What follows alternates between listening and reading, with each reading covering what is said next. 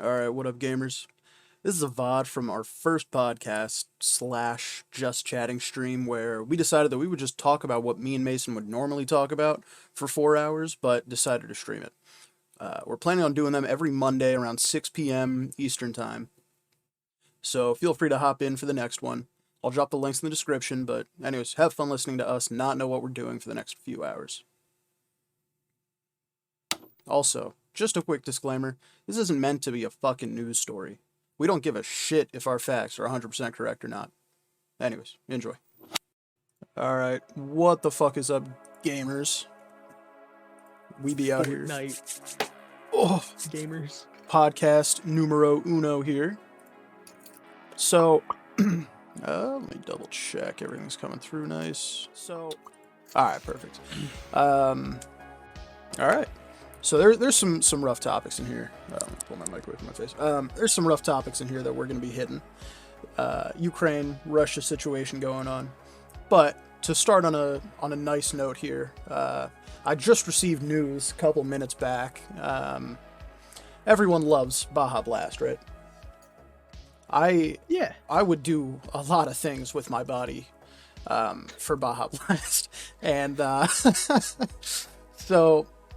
Anyways, they're making a hard seltzer out of it, and I couldn't be happier. That sounds interesting. Yeah, right. Like I don't like what's it called, White Claw, very much at all.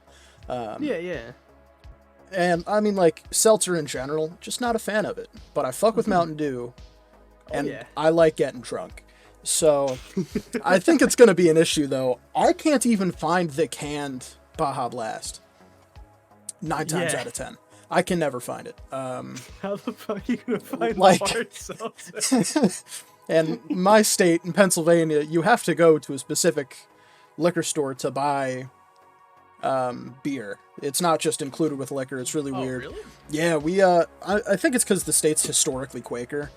I think that's their excuse of like, oh, it's a religious thing, and then now they're saying, oh, it keeps prices down, but like you can get a fifth of vodka for $4 up in Maine and New Hampshire, and here it's like 13. You can't get like liquor at your grocery store? No, I think you could buy liquor at the grocery store over there, right?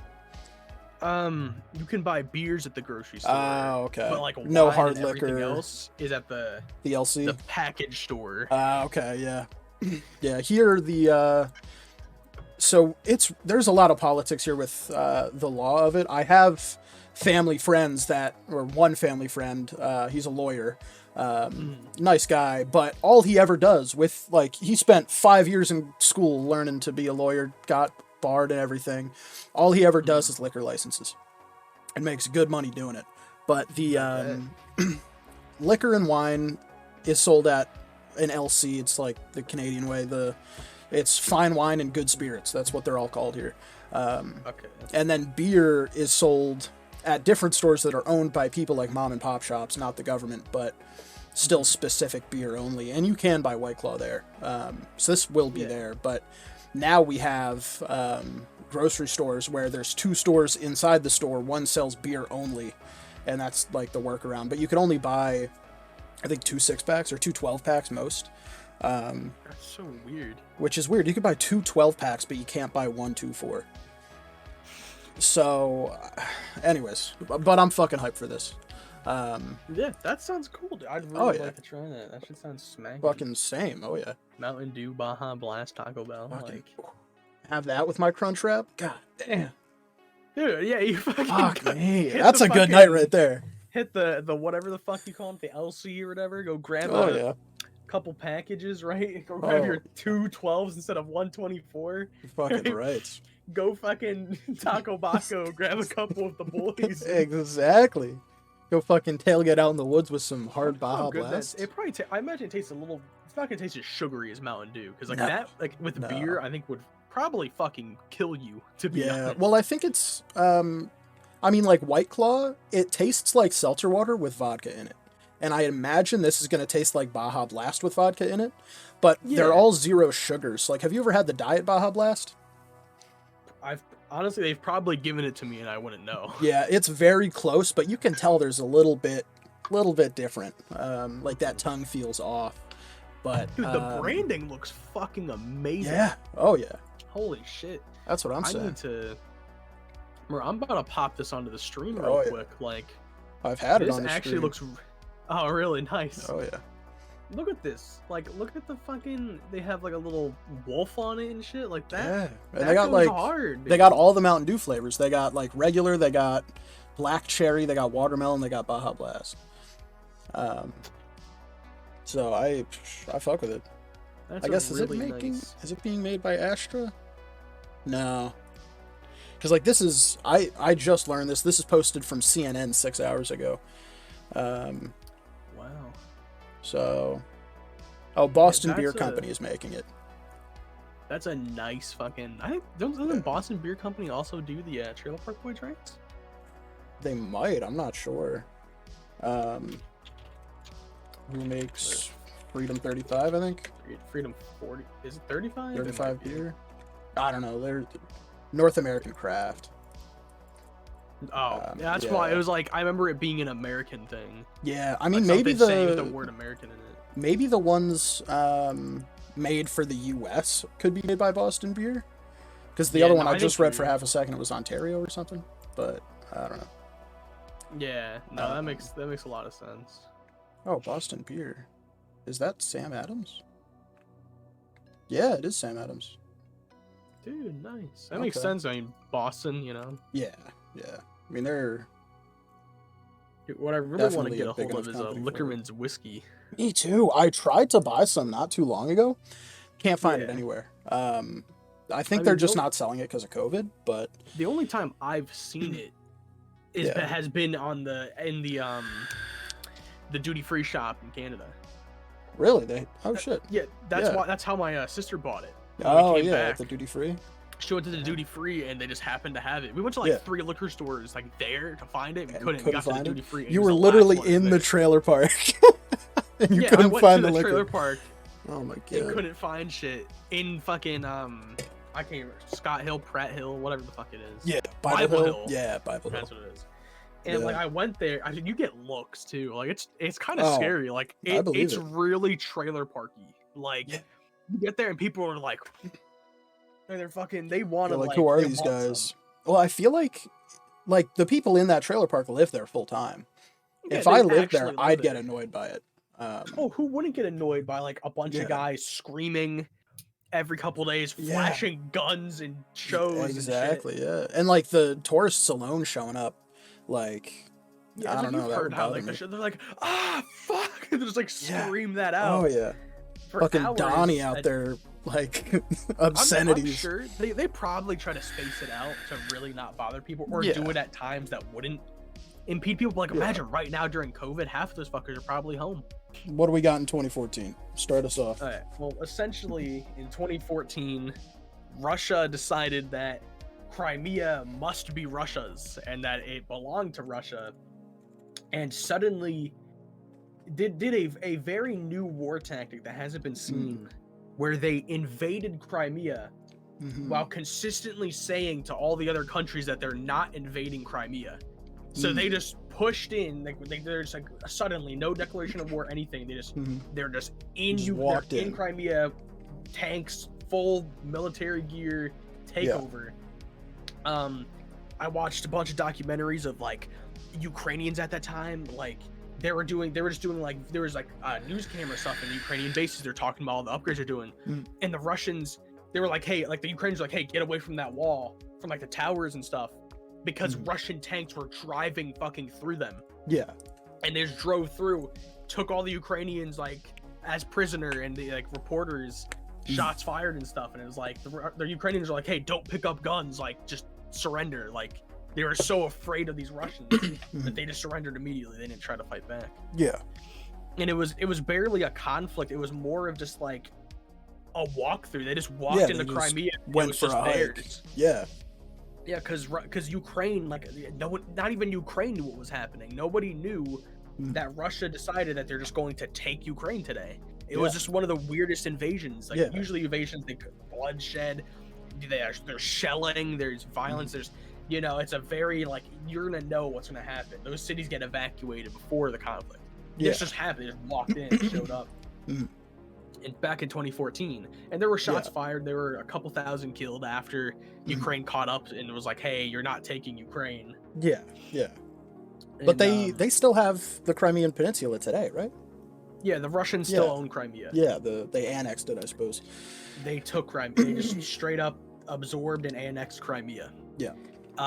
After that, the region of Donbass in eastern Ukraine had a revolution of pro-Russian separatists who were very well armed and used these arms and equipment to pretty much start a small revolution, like a small civil war within Ukraine that, according to the USA and other countries, is Russian-backed separatists. So the Russians gave them equipment to fight the Ukrainians because they believe their pro-Russian separatists should be allowed to be their own independent nation or part of Russia.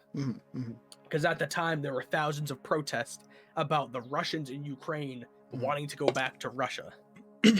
Yeah. Because there was a lot of corruption in the government at that time. Yeah. Well, yeah. Historically, I mean, in Ukraine, they still speak Russian. They're very, in terms of like all the ex-Soviet countries that there are, like Estonia to Ukraine, even like, I guess they had Georgia, they had Moldova, yeah. Out of all of them, even though Estonia, Latvia, Lithuania, they have their own languages, almost everyone still speaks Russian. Ukraine especially, though, because that was a big hotspot during the USSR. I mean, even Pripyat, Chernobyl was a big USSR project. And I mean, they fucked up, but you know, they invested a lot into Ukraine. Ukraine was a very rich part of Russia. It was a very successful. A lot of stuff was put there. A lot of battles were fought there between the Romanian area where Germany was occupying and Germany in World War II. That area just had a lot of war and money put into it. They did scorched earth tactics on the bridges in those areas to burn down bridges to stop the advance of the Germans. Like, it's historically a very rich place for Russia, and they're currently probably the best off country from not being supported by Russia. So countries that are currently independent from Russia, right? You know, a bunch of them. All of them. Ukraine, Kazakhstan, Belarus, Estonia, Latvia, Lithuania. Or not Lithuania, Latvia, Estonia, right? Latvia and Estonia, they joined NATO. They just dipped their NATO partners. They're part of the EU. They're protected. They're out of there. They're doing pretty well. They're very anti-Russian, pro freedom, pro whatever the word would be. Right? I gotcha. They want to be independent. Ukraine, though, is the biggest country that's just completely cut ties of Russia and is thriving essentially. Like they're not doing really well. They're not absolutely rich, but they're they're one of the best. Most countries, like Moldova and these smaller countries, they missed the communism because they were just poor little countries, and the Soviet Union made them rich, and he brought work and everyone was equal, so they got government benefits. Then now that they've lost, they're just poor countries, and they struggle. Well, I know cost of living wise in the ex-Soviet states, Estonia is, I think it still is the highest in their capital cities or just biggest cities. The problem is they still have a lot of poor cities in Estonia. I know Estonia was also a very big asset for the USSR. I know that's where they mined the majority of their uranium during the Cold War. And they put a lot of money into there. I mean, they still, you know, paid for the uranium. They're paying miners. They're doing all this. Like building the facilities and infrastructure to transport it. But like the three biggest cities during the USSR, Moscow, St. Petersburg, Kiev.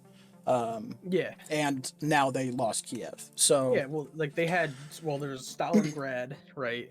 Which is now what is it, like Petrograd? Or they renamed it to something else. And then there's St. Petersburg, which was Leningrad, and then Moscow.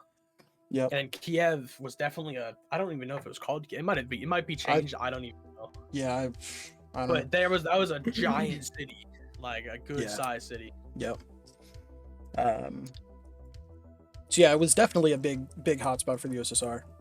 Yeah, and talking about the languages in the countries, I've watched a bunch of, I've been watching a lot of this Ukraine thing. I find it very interesting what's going on. I'm very deep into like history and stuff. Yeah. And they were talking about how like the Ukrainians that are pro-Ukraine, not pro-Russian, were like they were talking about how they feel like they were like tyrannied with this language. Like every Ukrainian man and woman pretty much knows Russian fluently. Yeah, almost everyone speaks Russian. And if any Russian came to Ukraine and talked to them in Russian, they'd understand it. Yeah. And the Russians would understand them. Mm-hmm. But Ukrainian, which is the language in Ukraine, no Russian would understand them. Yeah, no. So they were talking about how like they've had this forced language on them, and they wanted to speak Ukrainian, but the Russian has just seeped itself so deep that this has been a forced language for so many years. It just pretty much killed all of the Ukrainian language. I mean, even Latvia, I know people from Riga, and they speak Latvian, but to everybody, like their parents, their friends, they just speak Russian. Because people just don't understand the original language, which is like it just shows how deep they built themselves into your into the country. Yeah. And I mean, that's kind of the thing with I mean, even the US, it was colonized by the Brits, speaking English, even though we had so many I'll even use Ireland. Ireland, in school you have to learn Irish. How often do you hear an Irish person speaking Irish rather than just English? I've talked to a bunch of people about like that specifically, like Irish. And they're like, they're like, most of the people like from Ireland have no clue how to speak it.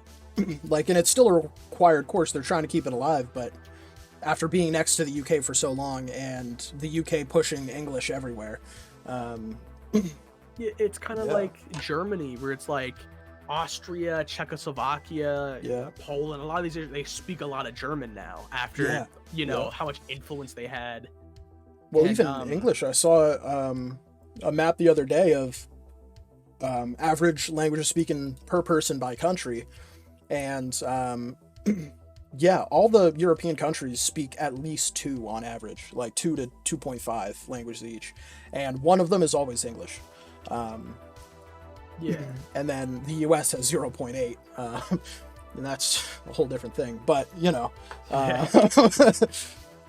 it's and then same situation with the ex-Soviet states. They speak their maiden language, but also Russian. And it's ridiculous. But so there's I read about this the other day. So there's this Swedish island called Gotland. And it's right in the middle of the Baltic. And so historically, in the past 2 world wars and every other conflict we've had involving the Baltics, the first thing that people do is take Gotland. And Sweden is already arming Gotland right now, because if you control that island, you control everything that goes in and out of the Baltic. So you can cut off the Baltic states really easily. Interesting. So they're arming up over there. And of course, Russia's lining that border with, what was the current number? Like 170,000 troops now? Let me see if there's any update on that. We'll see what we Because got. every day they're lining more. One day ago, how Russia's increased its military buildup around Ukraine. It's like constant change. They're estimating between 100,000 and 180,000 troops. Just directly on the border, let alone around the border. Oh yeah. And I know the U.S. has been sending equipment to the Ukraine, right? Like, I forget how many billions, but I'm even gonna display the map here of the Russian buildup on Ukraine, the current event right now in the last couple of months. You can see how it shows Russian occupied Crimea, right?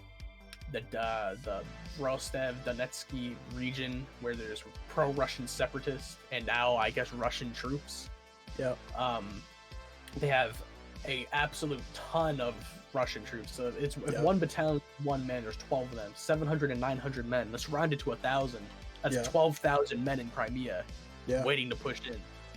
That's 15,000 men on the eastern side of Ukraine. There's even more down here. There's 8,000, 4,000, and there's other spots are just hot spots of more men that aren't exact, but just estimated where they are. Yep. And this information's old. This is before they actually had the full 100,000 to almost 200,000 troop buildup on the Ukrainian eastern side. Yep. That's interesting. They're in Belarus now? Oh yeah, there's this big America posted or said a big thing about how they're fearful that they're going to invade through Belarus to the capital Kiev and occupy it. Yeah. And they're talking about how potentially might not even be a war, it might just be like Crimea. They're just gonna try to take they're just gonna walk the in capital city. Yeah. I mean really once you have Kiev, that's probably what are you gonna do? Yeah. A lot of that afterwards would just be these the Ukrainian army just fighting without really any central command. Yeah. A big problem with Ukraine is that a lot of countries are trying to figure out about Ukrainian militias, the same way that Russia is seemingly having these pro-separatist militias. There's these Ukrainian militias that have, quote, no involvement with the government. That let me turn back on the webcam real quick. They have no involvement with the government and are potentially just fighting and killing Russian separatists as their own thing. Yeah. But they have all these guns they got from the Ukrainian government, like rocket launchers and RPGs, equipment. All this equipment they're using. They're taking old buildings. There's a whole 40-minute documentary by Vice where they go into one of these buildings and as they're walking in, sniper shots past their head and stuff. Jesus. And they stayed the night there and the whole night because they couldn't leave safely because of snipers until nighttime. But when the night started, he had to stay the whole night as they just they're spraying RPKs and light machine guns out the windows. Jesus. It's just crazy how much conflict's going on there without anyone even really bringing it up. Yeah. No, it's shocking. I mean, there's a lot of development. It's only been going on for a month now. Well, it started around the time a couple months ago, early December is when it really started kind of kicking up, but now it's just getting worse each month. It's just getting people are, it's going from oh, we think there may be issues with Russia to there's going to be issues with the Russian conflict. Yeah. And then I know the another big issue right now is liquefied natural gas. That is I just watched a documentary the other day in northern Russia. What's that one? Anyways, the cold place in Russia. They have a lot of natural gas. Russia's a massive country. Yeah. And efficiency-wise, Siberia, that's it. We have coal, oil, and natural gas for making energy. And then, renewables are a whole different thing. But most of our power is still coal, oil, and natural gas in the U.S. We don't have that much natural gas. That's why we have fracking going on, where we're getting the small little pockets underneath everything. And we import a lot of it. And natural gas is so much more efficient than everything else. I believe it's 50% more efficient than coal, carbon dioxide output-wise, and 30% more than oil. So that's going to be our biggest energy producer for the coming years until renewables are, really usable at a countrywide scale. But Russia just invested $27 billion into a massive natural gas system. I can't remember the name. It was the Storm 2 or something. Yeah, something like that. Yeah. Massive. And they're shipping it everywhere. But we need that. Which, ironically, we were energy independent couple years back now, and would have been nice to still be that, but so I know Biden was talking with Russia and Ukraine, because because I believe the official story right now is we don't want to get involved, apart from sending equipment to the Ukraine. Yeah, like militaristic aid. Yeah, to exactly. Ukraine. Exactly. But yeah, the LNGs that Russia has, I think that was one of Biden's biggest concerns right now, is that we need it, or we need all of it that we can get. But if Russia cuts us off, we're gonna have some issues. Yeah, I heard there's a pipeline that the European Union right now is threatening to cancel if the invasion of Ukraine occurs, which I think is connected to that. Yeah. I think it's like they will not allow Russian anything to be built if they invade Ukraine. Like, they're going to cancel the pipeline, which definitely hurts the US and Europe, but it also hurts Russia because of how much money they just pumped into this giant pipeline. Well, it's a two-ended system with that. Russia, they have the gas. They're not going to have problems if they cut off the world supply. But in terms of their economy, Russia's economy is so focused on energy production. Like, they export coal to China. Even Canada, I believe Canada's biggest export for a while has been coal to China. And Russia does the same thing.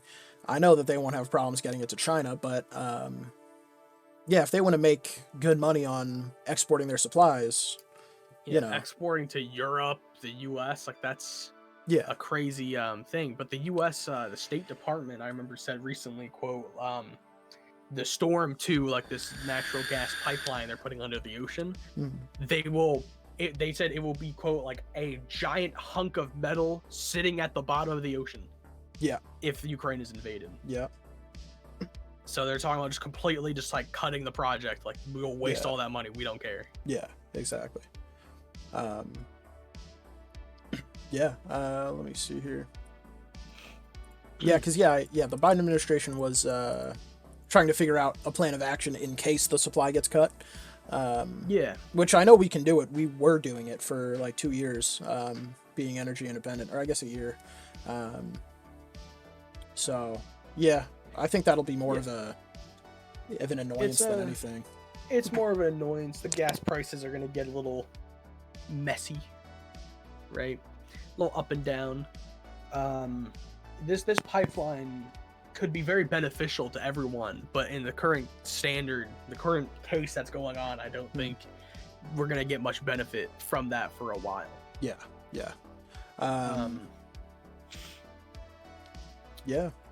I feel like my estimate, that's the word, on what's going to happen here, I think Russia, they might just walk through Ukraine. I don't think there's any chance of any nuclear threat or anything going on right now. Of course not. Ukraine. Not for Ukraine. Russia wouldn't do that. I think that, or I wouldn't be surprised at least if Russia just walked in Crimea style. There is a definite, a lot of U.S. strategists, the reason we're talking about so much about, like, the reason U.S. keeps sounding the, like, bell alarms, because Russia is known to use misinformation during their combats, like in Chechnya, where they used misinformation that Chechnyan terrorists blew up a building, right? It was one of Vladimir Putin's biggest electoral... like his mansions, or... You know, it was one of his biggest reasons to get elected, was that he was so against the Chechnyans because they blew up his building. He was like, I'm going to get revenge for Russia. And they used a lot of misinformation, and then they just invaded Chechnya and just took the whole country because a couple terrorists from them blew up a building. And they're like, oh, it has to be the Chechnyan government. They just took it. And they're worried the same thing with Ukraine. They're going to start invading Ukraine again, like they did with Crimea, and just keep saying they're not doing it. Until they get a good foothold. And then afterwards, they'll be like, oh, we took it because we had to. They changed the story. They used misinformation. So America's been very harsh on them for that. NATO recently put out a statement about the satellite planes they have above Ukraine, talking about how if any satellite or any radar detection or anything that is detection-based in Ukraine that is owned by NATO is attacked, that is considered an act of war on NATO. Because they're worried that Russia's going to try and take them out when they invade, so they can just blind us and keep going. Yeah. Yeah, well, that's a good call for sure. Well, I know a big fuel for the Cold War was the inability to get information quickly. Like, we did have radios, we had telephones, all that, but even, like, not even, like, satellite, but we had planes flying everywhere taking pictures for us. But it took us a long time to even see what was happening in Cuba with the missiles pointed at us.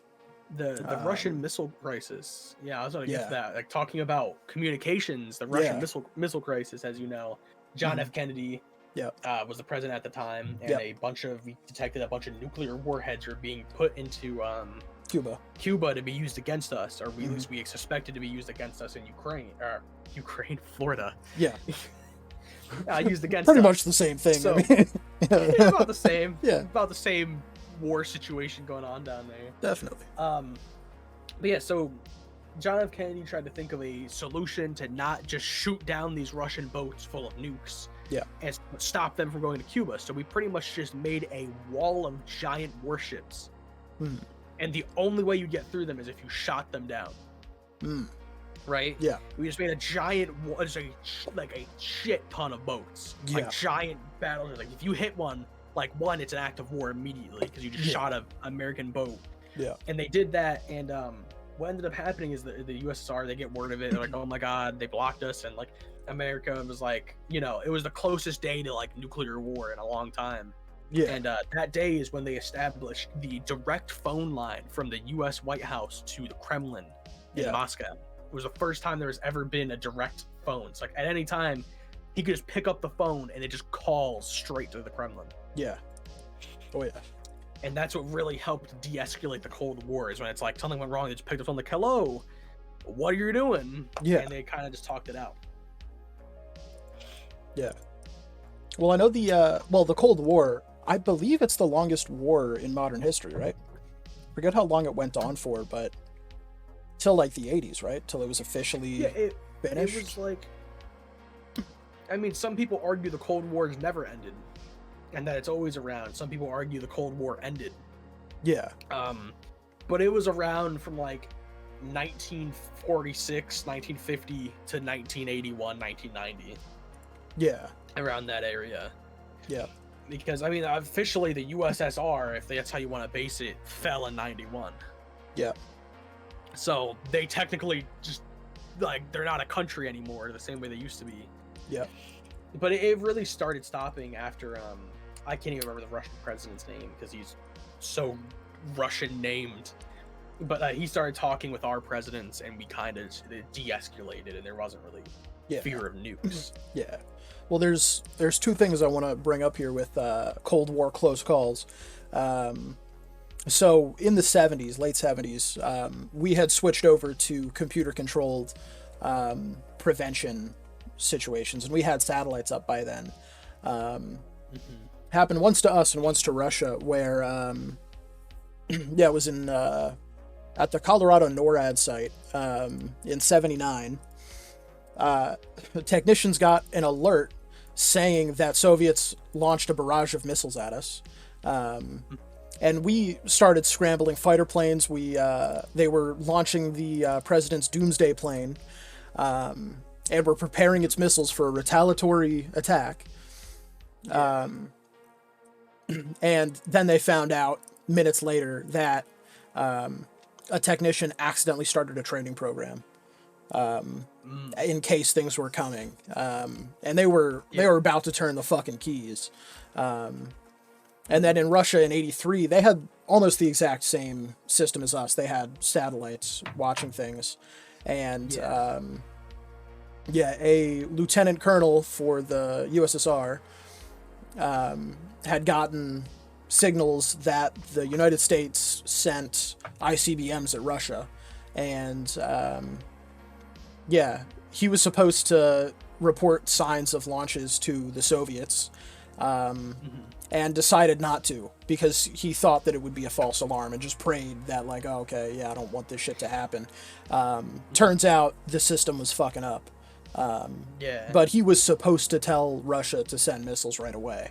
And he refused. He didn't do it. 5 minutes later, he found out that if he had done that, he would have been the one who started the war. World War III. Global Holocaust. Exactly. The nuclear Holocaust would have started. It's like, it's crazy how many times we've gotten super close to that. Yeah, like, I can't imagine being through that and like going to work and just being like, any minute now there might be a nuke hitting. Yeah. Like, oh yeah. That's a crazy I wouldn't want to be that place guy. to be in. Yeah. That was I remember, I can't remember the person's name again, but there was these ads I watched in school. Yeah. A while back that about how the old presidential ad campaigns, and one of them during the Cold War, it's called the Sunflower Girl. It's a sunflower girl sitting in a field, and she's playing with her sunflower, and she's like looking around very happy to see a young, I don't know, like 10-year-old or something. And then the sky turns red, and suddenly she's wiped out by a giant nuke. Yeah. And it was like, help prevent this from happening. You know, it was like the other president, this is blank blah blah's America. Yeah. You don't want it to happen, vote for me. And it's like, that was some crazy shit where it's like, that's what they were like right now. They argue like gun laws and abortion rights. They were arguing like, you might get nuked if you make the wrong choice here. Yeah. Oh yeah. Well, my dad was a military man in Canada. He was in reconnaissance, but throughout all of training, and even like growing up back then in the 70s and 80s, they were taught of, fear the Russians. Like they're who you got to watch out for. And in the military, everything they learned about was like, this is what will happen if we go to war with Russia, because it was still like early 80s. The Cold War. And like, he told me about that when I was a kid, but it was the same thing for us, except the Middle East. We had Afghanistan, we had Iraq going on, and it was like, even then my parents were like, the Afghanistan and Iraq are siding with Russia, which is like, for them it's still split right down the middle. And sure, they did get Russian arms, they got help, even Vietnam and China. Russian arms, all that stuff. And back then it's a crazy time, and we're seeing it again today with the Russian conflicts of people are afraid of Russia again. And I think it's just like a thing that's kind of been bred into a lot of countries, that like Russia is more unstable democracy, right? That has a lot of issues, and it's always been unstable. Like, I mean, if you want to talk about Russia's history, you can go back to when Russia was still Russia, and they were an oligarchy with kings and queens. And then suddenly a bunch of civilians decided it's time to be communist, and then just slaughtered and murdered these rich families, took over the country suddenly, and then just ran it. And it's like, you see this violent, bloody red revolution, like literally, because it's communist. And then it's like these things happen, and then you go from that to the 50s, where you have Joseph Stalin killing millions of Soviets from poverty. And they, on their official record books, which are always corrupt, never accurate, they had like 800,000 executions. That's what they publicly told people they did. Like, imagine what they did. So many people. The world, like Joseph Stalin. He wasn't even supposed to be the dictator or the chancellor or whatever they call it in Moscow, the prime minister. Trotsky was supposed to be the prime minister. And then he ran him out of Russia because he was going to assassinate him. Trotsky goes to Mexico, and Joseph Stalin still kills him in Mexico, just to like not have any rumors to cut ties. Exactly. Like, it was ruthless. And like, how do you go from that when you grow up in the 60s, right? You hear about Stalin, who just recently died of a heart attack, and he was like the most paranoid, crazy person, to all these other unstable Russian generals for like 40 years in this Cold War, to then go to Putin and be like, oh, I trust Putin. Like, you can't just revert that. Well, that's the like, I'll look at Italy. Oh, did your shit just break? Yeah, I guess so. No, there we go. Let's go. Sheesh. So the what was I gonna say? Italy, fascist Italy. We had Mussolini. Looking at the people who had a problem with Mussolini, like from our standpoint, Mussolini was a bad guy. World War II, all that, bad guy. And I saw a post the other day, it was some celebrity, but it's like, this is what happens to fascists. And it was Mussolini hanging with his wife, I believe. And it was like a cartoon depiction, but it's like identical to the, I'm sure you've seen the image at some point. But yeah.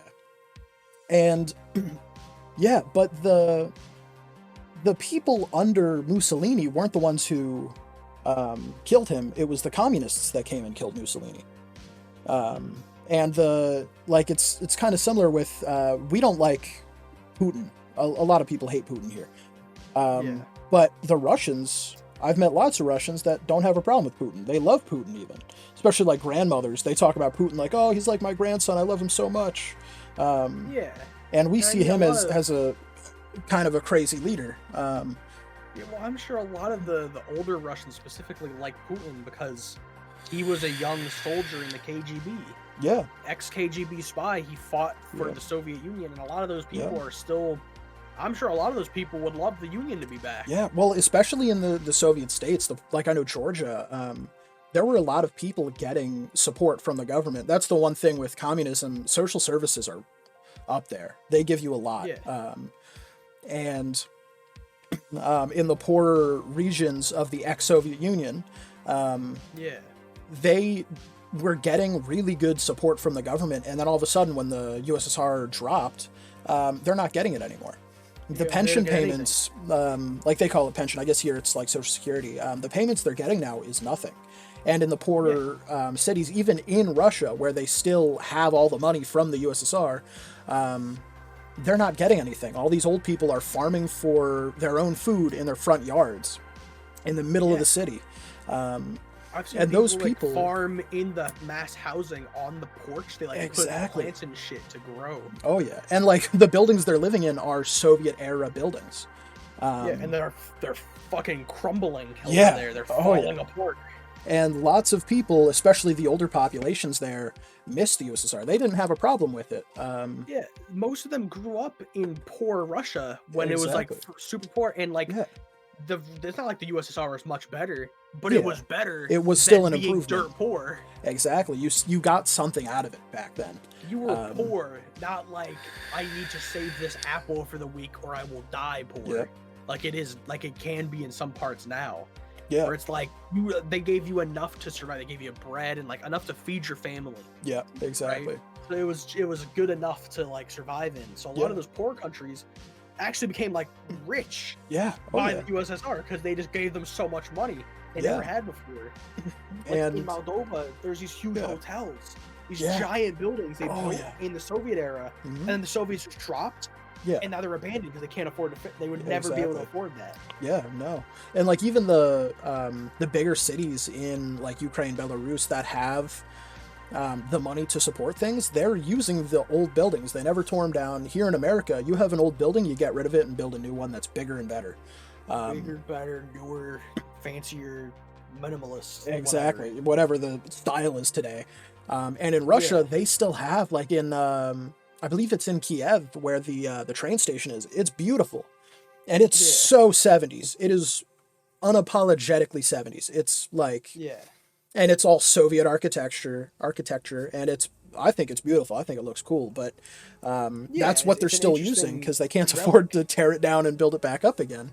Yeah, like and like even if you just look at the Kremlin, it still just screams like Stalin and Sovietism. Oh yeah. Like you bring a fucking person that grew up in the Cold War to Russia, they're gonna be like, I thought they changed. This looks the same. Yeah. It's all just mass housing, cheap buildings, and fucking communist. Oh yeah. But I mean, you want to talk about the politics of Russia? I mean, Vladimir Putin, right? The prime minister of Russia is the second longest president of Russia since Stalin. Since Stalin, yeah, and he's getting close.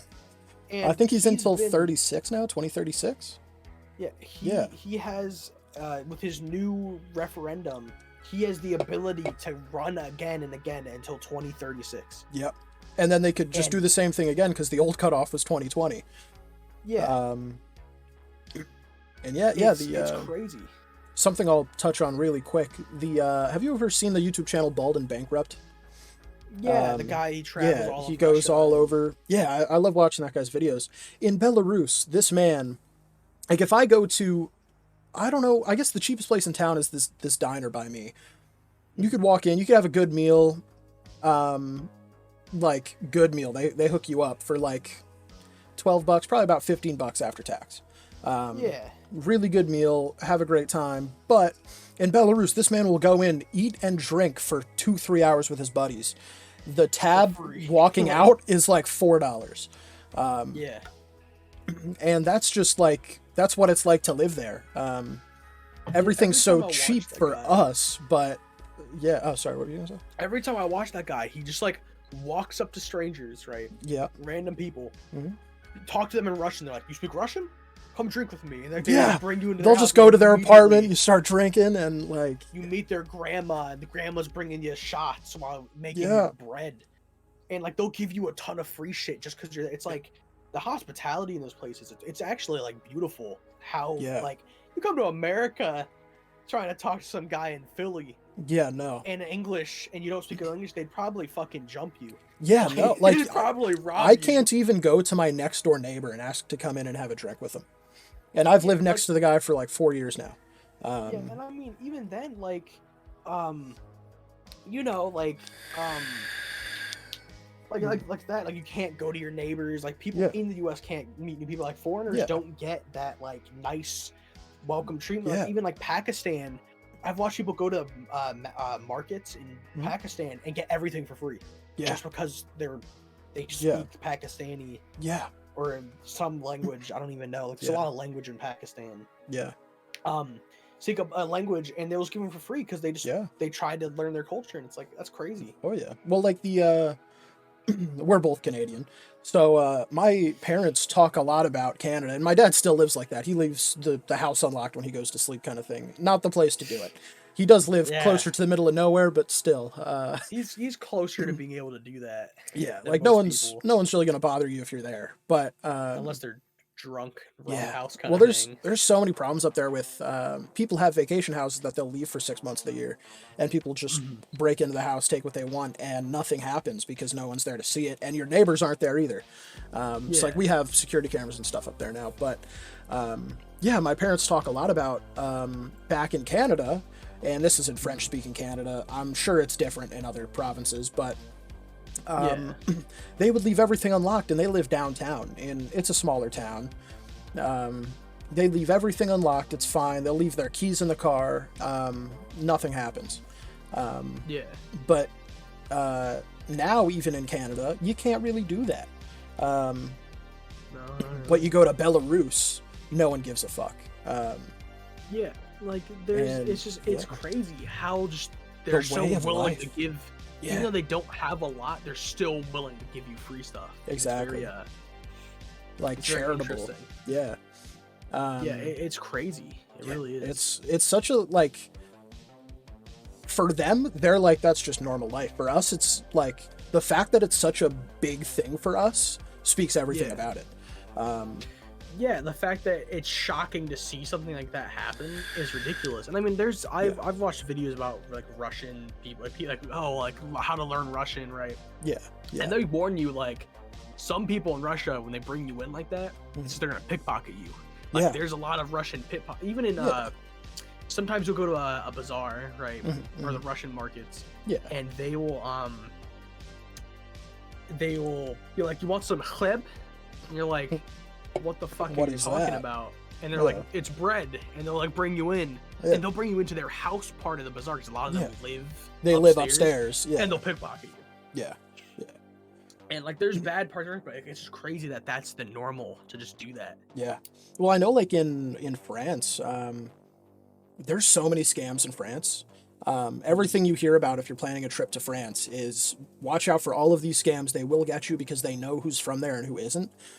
And my dad went there, and he got so many people walking up to him, and he speaks French, and like they just know that you're American. And it's easy because we're bigger guys, but you know. Like you can kind of tell they don't know what they're doing. Exactly, And like my dad speaks French, so they kind of give up of like, oh, okay, he knows what he's doing here at least. But like, yeah, and no, it's so different out there. Europe in general, honestly, but especially Eastern Europe and Russia. Wild. It's just crazy, the culture there. And I think it's just like a lot of the Eastern Europe, like Eastern Bloc kind of countries, they all have a similar like alcoholic issue, like especially like Prague. They drink a lot. They drink and smoke so much out there. Yeah, like that's just normal. Like that, they don't go and like have weird like meetups like we have gaming conventions. There are things like come drink with me and my boys. Let's go smoke and let's go smoke. Yeah, exactly. Let's go squat outside in a park. Like they have a very interesting style with that. Yeah, well, like here, if I'm gonna go hang out with the boys, we'll hop in the car, we'll drive to Taco Bell. You know, we'll just drive around forever. These guys will just go for walks. They'll just hang out with the boys, walk around town, and like you don't have that here. Pub. Yeah, exactly. It's wild. They love drinking in these countries, and it's like that's like the stereotype, but it's just true. It's like that's just the way these societies run, where it's just drinking is a very integral part of their it's society. A very social thing. Like when you hang out with anybody, and Moldova I watched on Bald and Bankrupt, people make their own wine, and he went up to some older ladies, walked straight up to like through their fence to their porch where they were hanging out, like making crafts or something, and he was like, hey, like do you guys make wine? And the older lady who owned the place was like, yeah, I make wine. You want to try some? And then they all just started drinking. And like on this random lady's porch. Came in my yard, dude, I'd be like reaching for the piece, you know, the carry piece. Like I can't show anything on stream, but it's like, get off my property. There'd be a bigger scare. Exactly. It's just like in America, there's all these tests about like how many friends do you have? How many good friends? And the number just goes down. Like in 1960 it was like 4. Yeah. In like 1980 it was like 2. Yeah. And now it's like 1. Yeah. If that. At all. Yeah. People just don't trust people like they used to. And in Russia, like everyone, I don't know if everyone trusts her, but like I'm sure there's a lot more trust. The number's higher. And I think a lot of that is with the internet comes death of communities. Where you will have, back in 70s America, if you want to have fun, you go and hang with your friends. And like I have lots of friends that I would trust my life with online. But I don't hang out with them. Like I chat with them on Discord, but you don't go and see them. Yeah, like even now, I do have friends that live here, but I haven't hung out with them since before COVID almost. Like there are a few times here and there, but it's not what it used to be in high school where like, oh yeah, let's go hang out at my house every day. You just like, oh, go hang out at my house. Hey, let's hang out. You hang out in class or whatever. Yeah, exactly. Parking lot. Oh yeah. Like you'll go sit in someone's car in the parking lot at the high school, we would vape and, not going to incriminate myself, but it's just, it's such a different world now with that. And in Russia, even though they have so much like St. Petersburg and Moscow, it's just as modern as, I'm not going to say New York City because that's big, but they have computers, they have the internet. Like it's not like they're living modern in the 70s. But they still have that that we don't have of hanging out with friends and drinking and all this. Yeah, they just have a better social climate there than we do here. Everyone here kind of has their own idea of what social climate, like what should be accepted and what shouldn't. That everyone just kind of judges each other. Yeah. Versus in Russia, it's kind of just universally. Like I learned a thing where it's like in Russia, if you're hanging out with your friend, do not shake their hand before walking into a room. Walk into the room, then shake their hand, because it's seen as like a backstabbing sort of thing, or like or something about it's like a negative social grace. Yeah, it's like you shake their hand and then you walk into a room. It's like you're leaving your what's the word, like humanity or whatever at the door, and then you're going in versus going in and then showing your humanity or whatever. Yeah, just being friendly inside of, I guess it's kind of like a most of the time when I like hug people or shake people's hands outside, it's because I'm leaving. Like I'll see you next time, buddy. Like I'm out. But if you did that and like walked inside, it's a little weird. Yeah, true. But it's like there's a lot of like social things that just everyone kind of agrees with, at least the majority. Kind of like a universal, Where over here it's like everyone's blaming everyone and everyone's mad at everyone for something, like especially like drinking. Like a lot of people like don't like people who drink, and like it's just complicated. In Russia, I think it's more single-minded. It's very Well, this isn't really related. We'll come back on track after this, but the here now with legalized marijuana and even Canada, it's so fine when somebody says like, oh yeah, like I need it medically, I'll smoke, I'll go to work. No one cares about driving high here. They're like, oh, you can function, you're fine. It's medicine. I have a lot of friends that will, even coworkers when I was still working at my last job, they would be at work with me, going out back of the shop getting fucked up, smoking a lot of weed, or even dab pens now. Pretty much most of them have that. They'll get fucked up, work the shift, and then drive home. But I'll tell them like, oh yeah, I had a beer earlier today before I came to work because I was working late. And people are like, you really drank and drive? Like, I don't talk to you about driving home fucked up. Like, like you're still inebriated one way or another. Exactly. Like, it's still driving under the like influence. Mine is it's DUI, but it's DWI, so it's driving with influence. So it's like if I pound caffeine, driving while under the and influence, my hands are too shaky and I'm fucking up, that's a DWI. It's the same crime.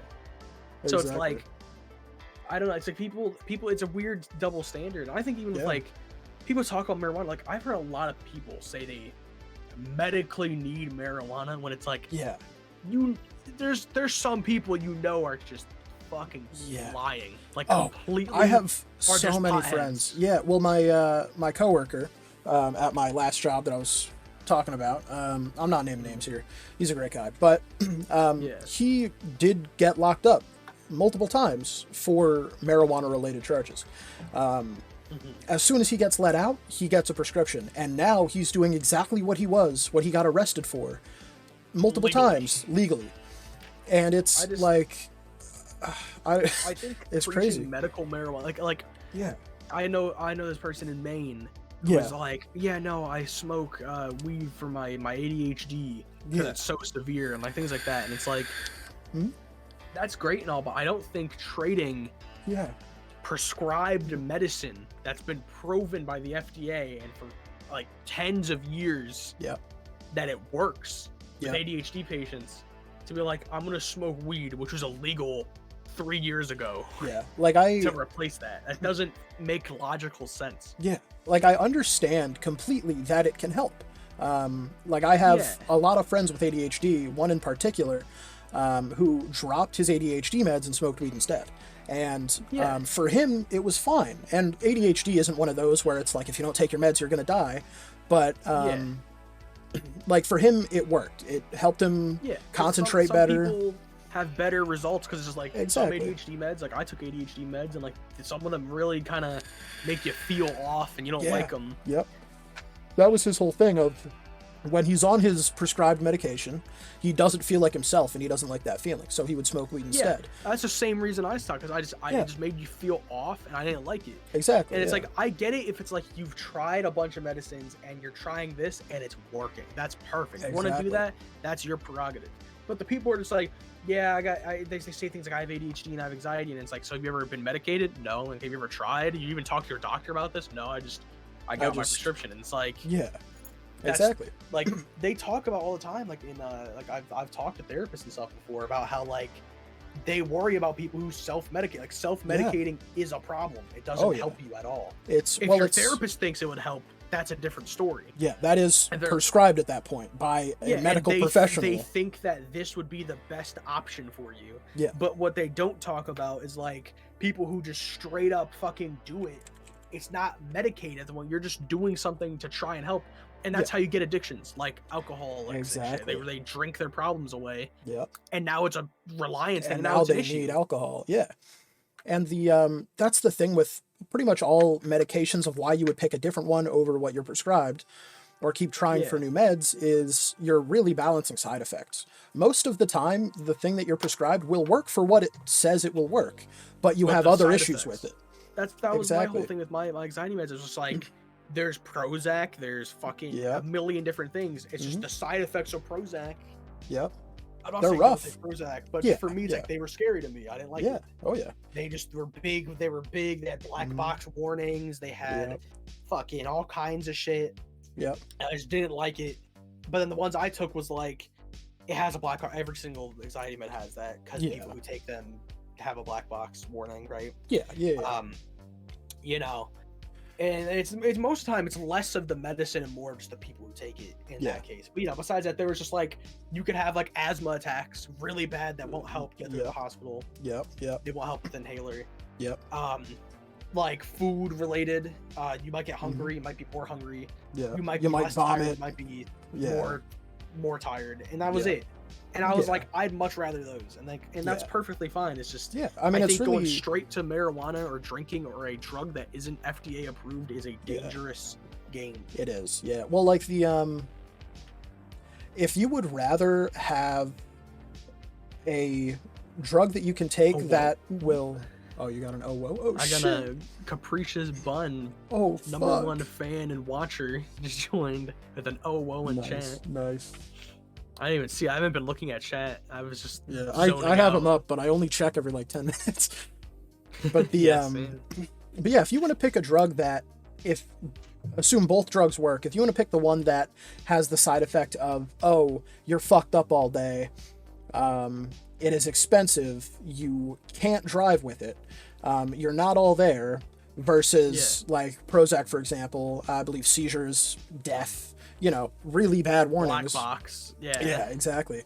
Then that's fine. But my problem is really where the lying comes in of like, oh, I can drive when I'm on marijuana. Like, okay. You could. But you could drive drinking and drive. It doesn't mean it's a good thing. It's like the guy who says he can drive drunk better drive better drunk than sober. Like, no, you fucking can't, buddy. Like, that's things like people like you can say you can drive. Yeah. But not I'm sure you can operate a motor vehicle. It's not hard. It's 1 foot and 2 hands, but I'm worried about like someone hits their brake light and you're not fucking paying attention because you're kind of zoned out, and then you're like, oh shit, and then you gotta react. Like that's not gonna be as effective as if you're fully awake and aware and you just look over like, oh shit, and you hit your fucking brake. Oh yeah, and that's the same thing. Even driving tired is bad. I drove tired to work. First time ever, right? Like just dead tired, 4 hours of sleep. I've never really driven tired because I don't have to often. Like, dude, it was bad. Like I I visually noticed like people would brake and it would take me like 4 more seconds to be like, oh shit, and like really start braking. And like I could, distance is harder to tell. Like that's just being tired. And now you're smoking that is purposefully going to do that to you. Tired. Exactly. And then you get to the problem of people who need it, which is addiction of like, oh, I need this. I can stop whenever I want. They can. Like I've watched it. Yeah, it's an addiction. There absolutely is. It's the same thing of like, there's chemical addiction, and then there's what's the word? Reliance. Like more emotionally addictive. Of there's no chemical that your body needs. It's you're so used to, like vaping. I barely have nicotine in this anymore, but I still hit it every 5 minutes because my brain tells me hit this shit right now. Dude, that's really a big thing where it's like a lot of it is like that. It's like, people who smoke a lot of marijuana, like I have a lot of friends who do it and have told me they're gonna quit like 50 times all the time. And they've never gotten a never week. Do it.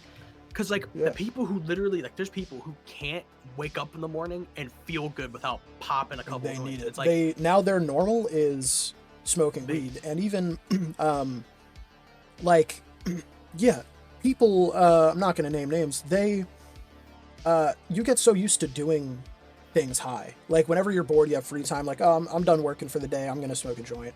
Like, oh, it's Friday night. I'll smoke. You get to the problem of what do I do now? Especially you run out of weed, and it's the end of the world for most people.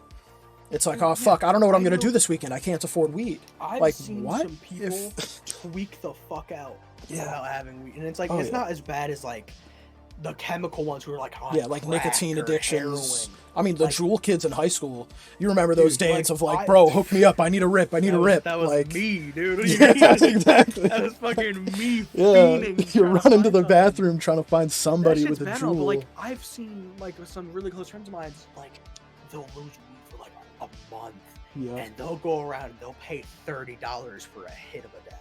yeah. Like they're Oh, yeah. desperate for anything, and it's Yep. so like they can't. They can't handle being It sober comes to a point anymore. where it's like, yeah, you can't. That's the thing. It's like with alcoholics, it's the same thing. It's like they can't handle it, like just Yeah. being whatever. Being you sober, know, yeah. being sober. They cannot fathom it. It just isn't something that goes into their head. They can't do Yeah. it, and now they can't wake up in the morning. They can't Yeah. get out to work. They can't do anything. Yeah. Their whole lifestyle's because of this. That is addiction. Yeah. That is a problem. Yeah, well, there's I'm still not naming names here, but someone that I'm very close to. Every day after work when they get home, they won't even take their jacket off. They go straight to the kitchen and they start making a drink. They need to drink every night. And on weekends, first thing in the morning, they're drinking rum and coke with their breakfast. Yeah. And it's like that's addiction right there, and they're pretty open about it. They're not like denying anything of like alcoholism, but Yeah. like yeah, that's what addiction looks like. And It's if you don't see that on the other end just because you're smoking weed instead of drinking alcohol, that's what addiction is. Your body doesn't want you to stop. That's the whole point. Yeah, and you're so like that's things like I would like to challenge people who do Yeah. partake in it just every day. Oh yeah. Not like I know people who can't like I had that issue for a little while. Yeah. Where I could not sleep with certain Mhm. substances. Yeah. It was like it was to the point where it's like I couldn't lay in bed at night and look at the ceiling Yeah. without being in a certain state of mind, right? Exactly. And it's like you get to that point where it's like you can't even function. Like so I Yeah. challenge them just for a day, just don't do shit, do Yeah. nothing, and Mhm. see how you work. Good And luck it's with like that. if that's the problem, you need to slow down. You need to pace yourself. Yeah. You need to find a way. And like honestly, I'd even encourage like going to certain people for like rehabilitation. Like some Yeah. people might need that Oh yeah. because of Well, how deep. Like even with nicotine, started vaping with the box mod, and Yeah. I would still be doing it whenever I'm gaming, whenever I'm in my room. And yeah, I ended up switching to disposables, which was the problem. But with a box mod, it was fine. Like I was sitting at 3 milligrams of nicotine, yeah, and that very was low. yeah, and it was very rare that I needed a hit. Yeah. And like I'd go on family trips and stuff where I'm on a plane. I can't bring a vape on a plane because I'm not 18 yet. They find that in my bag, they take it. Yep. And these things aren't cheap. Oh yeah. So, and I wasn't afraid of getting caught. I was afraid of fuck. I don't want to drop another $200 on a new vape. So I would just leave it at home. And same thing going to Canada. If I get stopped at the border and they find it in my possession, I'm 16, I'm 17, whatever. They're Yeah. taking it. So I just wouldn't bring it. You gotta get it disposable. Exactly. So I wouldn't bring it anywhere. Even like I was in high school at the time. I would bring it to high school, but I'd leave it in the car. Oh yeah. And the You can't bring a whole fucking box mod. To Yeah, high school. That not shit's happening. impossible. and so I would leave it in the car for the 8 hours or whatever that you're in school. I never had a problem.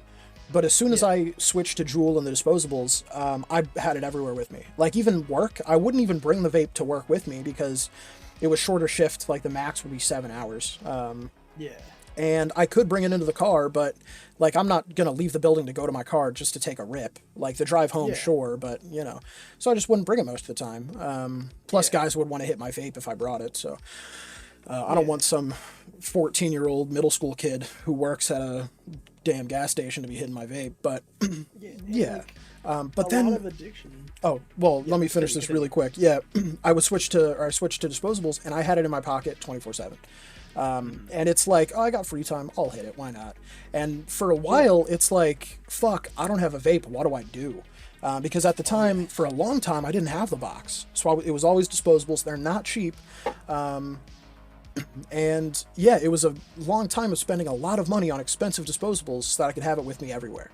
Yeah, and they're like $10 a disposable or Yeah, more. Like or 12, more. 15 I was bucks. paying $15 each recently, and yeah, even like laying in bed, every night still I lay in bed, I watch memes for like half hour, and then I pass out. But I'd be there watching my memes with my vape in my mouth.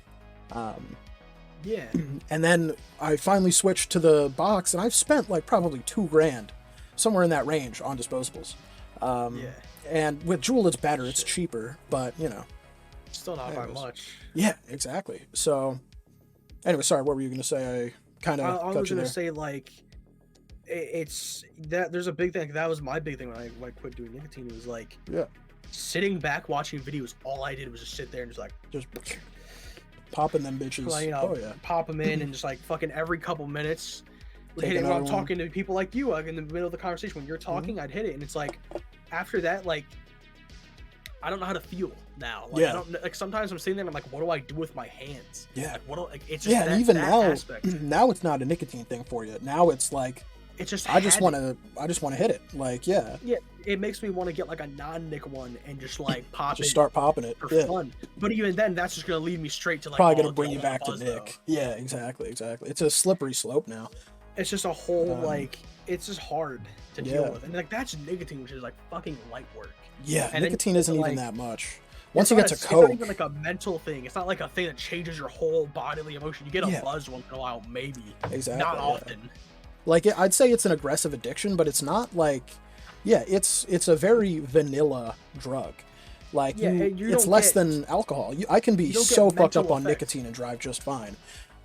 Because it doesn't mess with that. Effect, so it doesn't fuck up your life in that way, but it still fucks you up and like, I need it, right? Yeah, exactly. And like, it's just crazy. I don't know. Drug use is a slippery slope. It's wild. And then you talk the big boys up there, you know. And I never end close to that shit.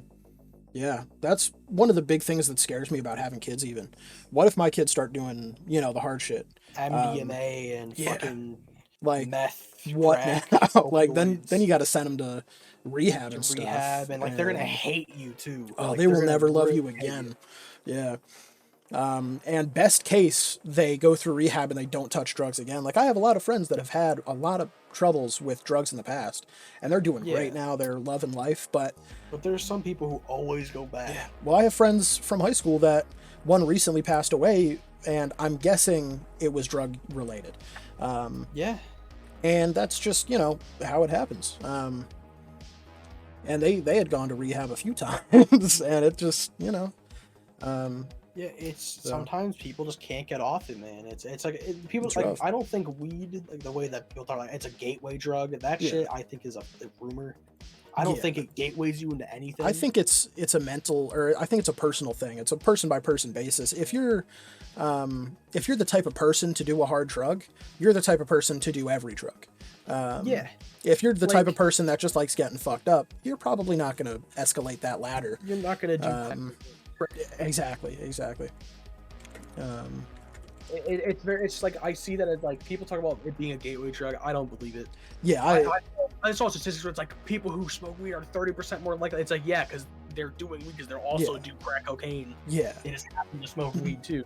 Like, I think the gateway of it is being likely to do more of the same thing. Like, especially in opioids with you get prescribed oxy. Like, most people who smoke weed also smoke cigarettes. Those who smoke cigarettes smoke weed, vape, like all that kind of shit. Yeah, and like that's stuff. You get prescribed oxy, you're more likely to someday do heroin if you abuse your prescription. Yeah, I've seen some horrible cases of there's a guy in Hartford, had a family. He fucking fell and like fucked his back. Had 14 surgeries. Oh my god! Right, and every time they just popped him with oxy. They just kept hitting like with opioids. The opium. Yeah, and he just did them so much that as soon they just one day, right? He's still having pain, by the way. It didn't stop because his back just had 14 surgeries. Yeah, they rip it from him, right? Yeah, and now he's addicted and he can't get it, and he has all this pain. So what does he do? Goes and gets it on the illegal market. Yeah, exactly. Because he feels all this pain, and they take it away from him, and he's addicted. Goes to the illegal market, and what happens? Overdoses and dies. Yep. Right. Because he just needed it so bad, and now his two kids don't have a father because he took legal meds that they just didn't treat properly. Exactly. Back to Ukraine. We'll segue back. Yeah. So what were we talking about before? I guess want to move into Putin. Yeah. Well, we can. Like we were talking about. We need to wrap up the Ukraine crisis, right? Yeah. Just a bit. We should. And I think we should do that by looking at the Ukrainian memes. Fuck yeah. A new type of combat has emerged. Yes. Okay. And this is the meme keyboard warrior. Oh shit. Here we go. meme combat keyboard warrior from Ukraine. They have decided Okay. a new tactic is to instigate Russia by using dank memes. Yes. Such as this hit meme I'm going to display on the screen now. Yeah. I'm going to be showing your stream on screen here. If it can fucking appear, please. Yeah, that'd be nice. It'd be very helpful. Give me a minute here. Webcam capture. Take your time. Why is... Why? There's a Wrong second one. Ukraine snow. Okay. Oh, there we go. It's just not a fucking... What is wrong with this picture? Oh my god. Oh, it's a fucked up picture. 1 second. Give me Uh-oh. 2 seconds. Uh-oh. Don't worry, chat. I'll fix it. Technical difficulties, please stand by. Sheesh. And save. All right. The first see what we meme got here. of the day, we got this meme. This was posted in the beginning. Oh, what the fuck? Oh, hold on. Your stream's Okay, frozen for there me. you go. There we go. Oh, nope, still frozen. All right, cool. Well, there we go. Okay. Types of headaches. All right, this was posted by the Ukrainian government December 7th, 2021, at the beginning of the conflict. And it says migraine, hypertension, stress, living next to Russia. Yes. And the entire head is a headache with Yep. 570,000 likes. That was the OG post there. Yeah, they posted this during the beginning of this crisis with Russia. Yeah. Right? And kind of just instigated them about how they believe, you know, Yeah. living next to Russia is a giant headache. Yeah. And it's weird. I've never seen a country insult another country that potentially will become a war combatant with memes. That's some new combat right there. That's like, Yeah, guerrilla warfare revolutionized everything. It's the new meta. It's the new meta. That's what I'm saying, bro. The new meta. Here's a second meta, right? What do we got? Putin's real fears, also posted by Ukraine, December 27th. Mm. Putin's real fears: human rights, free press, fair elections, Ukraine and NATO. Yes. Yes. This was posted as well soon after the other meme. And there was a third meme I can't find on their Twitter, but it had Bart Simpson, and it was the same sort of thing, like dealing with Russia, Yeah. right? And it's like, that is crazy to see meme warfare against another Yeah. country. A country that is much stronger than you, nonetheless. Yeah, a country that's Yeah. massive. No, me neither. A lot of people seem to think Russia's just going to kind of walk straight through. Yeah. Dude, they have built in trenches before 2014, right? Yeah. To fight off these Russian separatists. Yep. They've literally just they've been trained to defend one position for over 8 years. Yeah. Like, one position they've been improving, making it better. They have landmines for miles. It is just, it's been a war zone, and it's been ready for war for 8 years. For a long time. Yeah. Yeah, I think it's going to be difficult. Yeah. Well, I mean, they're getting so much equipment now from us alone. Oh yeah. That Germany sent them yeah. 5,000 helmets. Jesus. Like, it is trench warfare, like fucking World War II trench warfare. It's crazy Yeah. how dangerous it's going to be for them to push. Yeah. And like, I don't know how Ukrainians' armor division are, like how many tanks they have or how that's going to go. But just in terms of like man to man, I think it's going to be pretty equal just because of how entrenched they are. After that entrenchment goes, I think it's over for Ukraine. Yeah. Because let me see. Yeah, so far we have sent, or as of 6 days ago, we have provided $650 million in defense equipment and services to the Ukraine. And 3 days ago, we sent another $200 million worth of lethal aid. Whatever that means. I like that term, lethal aid. Yeah. Oh, and we have committed more than $2.7 billion in security assistance over the past 8 years after the Crimean Peninsula situation. Yeah, and there was no threats after that. That's why we only committed so little. It's America. Yeah. I believe America is deeply committed into saving, protecting Ukraine's security. Yeah. They've talked about sanctioning Russia extremely. Guns, any export they do, they're going to try to sanction it through all of NATO, which is the majority of Europe and the world even. Yep. They're going to sanction Putin himself. They've been considering sanctioning his bank account, sanctioning his travel, sanctioning him as a person. Like they will personally sanction whatever they have to do to impact Russia's economy so severely that they're trying to make what I think America's trying to do is make the con of taking Ukraine much greater than the pros of taking Ukraine. Yeah. Well, I wouldn't call it insider knowledge, and I can't speak much about it because the person is under NDA, and I wouldn't be surprised if they breached NDA telling me some stuff. But they work for a company that does some RF related things for mostly government under contract, like Department of Defense and all that. And a lot of it is for monitoring missiles, and business has been booming recently. So yeah, and according to this, the U.S. is considering sending another $200 million worth of javelins to the Ukraine. So they need as much as they can get, because it's like it needs to be like either equal or worse to invade Ukraine. Like for Russia, like Russia's economy is going to really take a hit during this, and trying to integrate all of Ukraine into the Russian economy is going to make it even more unstable. It's just not a good move for Russia, and that's why I personally don't believe they're going to invade. I think it's more of just a power move. They're trying to gain something from threatening, the same way North Korea will launch ballistic missiles over Japan whenever they feel like they need something from America. It's the same thing. Russia's like, oh, we'll just put a couple troops over here, have them train a little closer. Well, and if they do invade, it's going to cause wars. It's going to cause really bad side effects. Bad situation. I think the one difference, though, differentiating North Korea with Russia. Well, firstly, Russia's much stronger than North Korea. North Korea is kind of a joke. It's kind of toddler. Kim Jong-un is a fucking baby, but we already saw Russia do it in 2014, which is, I don't want to say it's a way for them to let us know that they're not scared to do it. I wouldn't be surprised if it is, but I think it's more that they're capable of doing it. It's a show of power they're trying to show, and like who knows, they might just try to occupy another part of Ukraine again. That might just be it. They might just push in at one point, take it, and be like, oh, this is ours now. And they're gonna keep trying to eat away at Ukraine.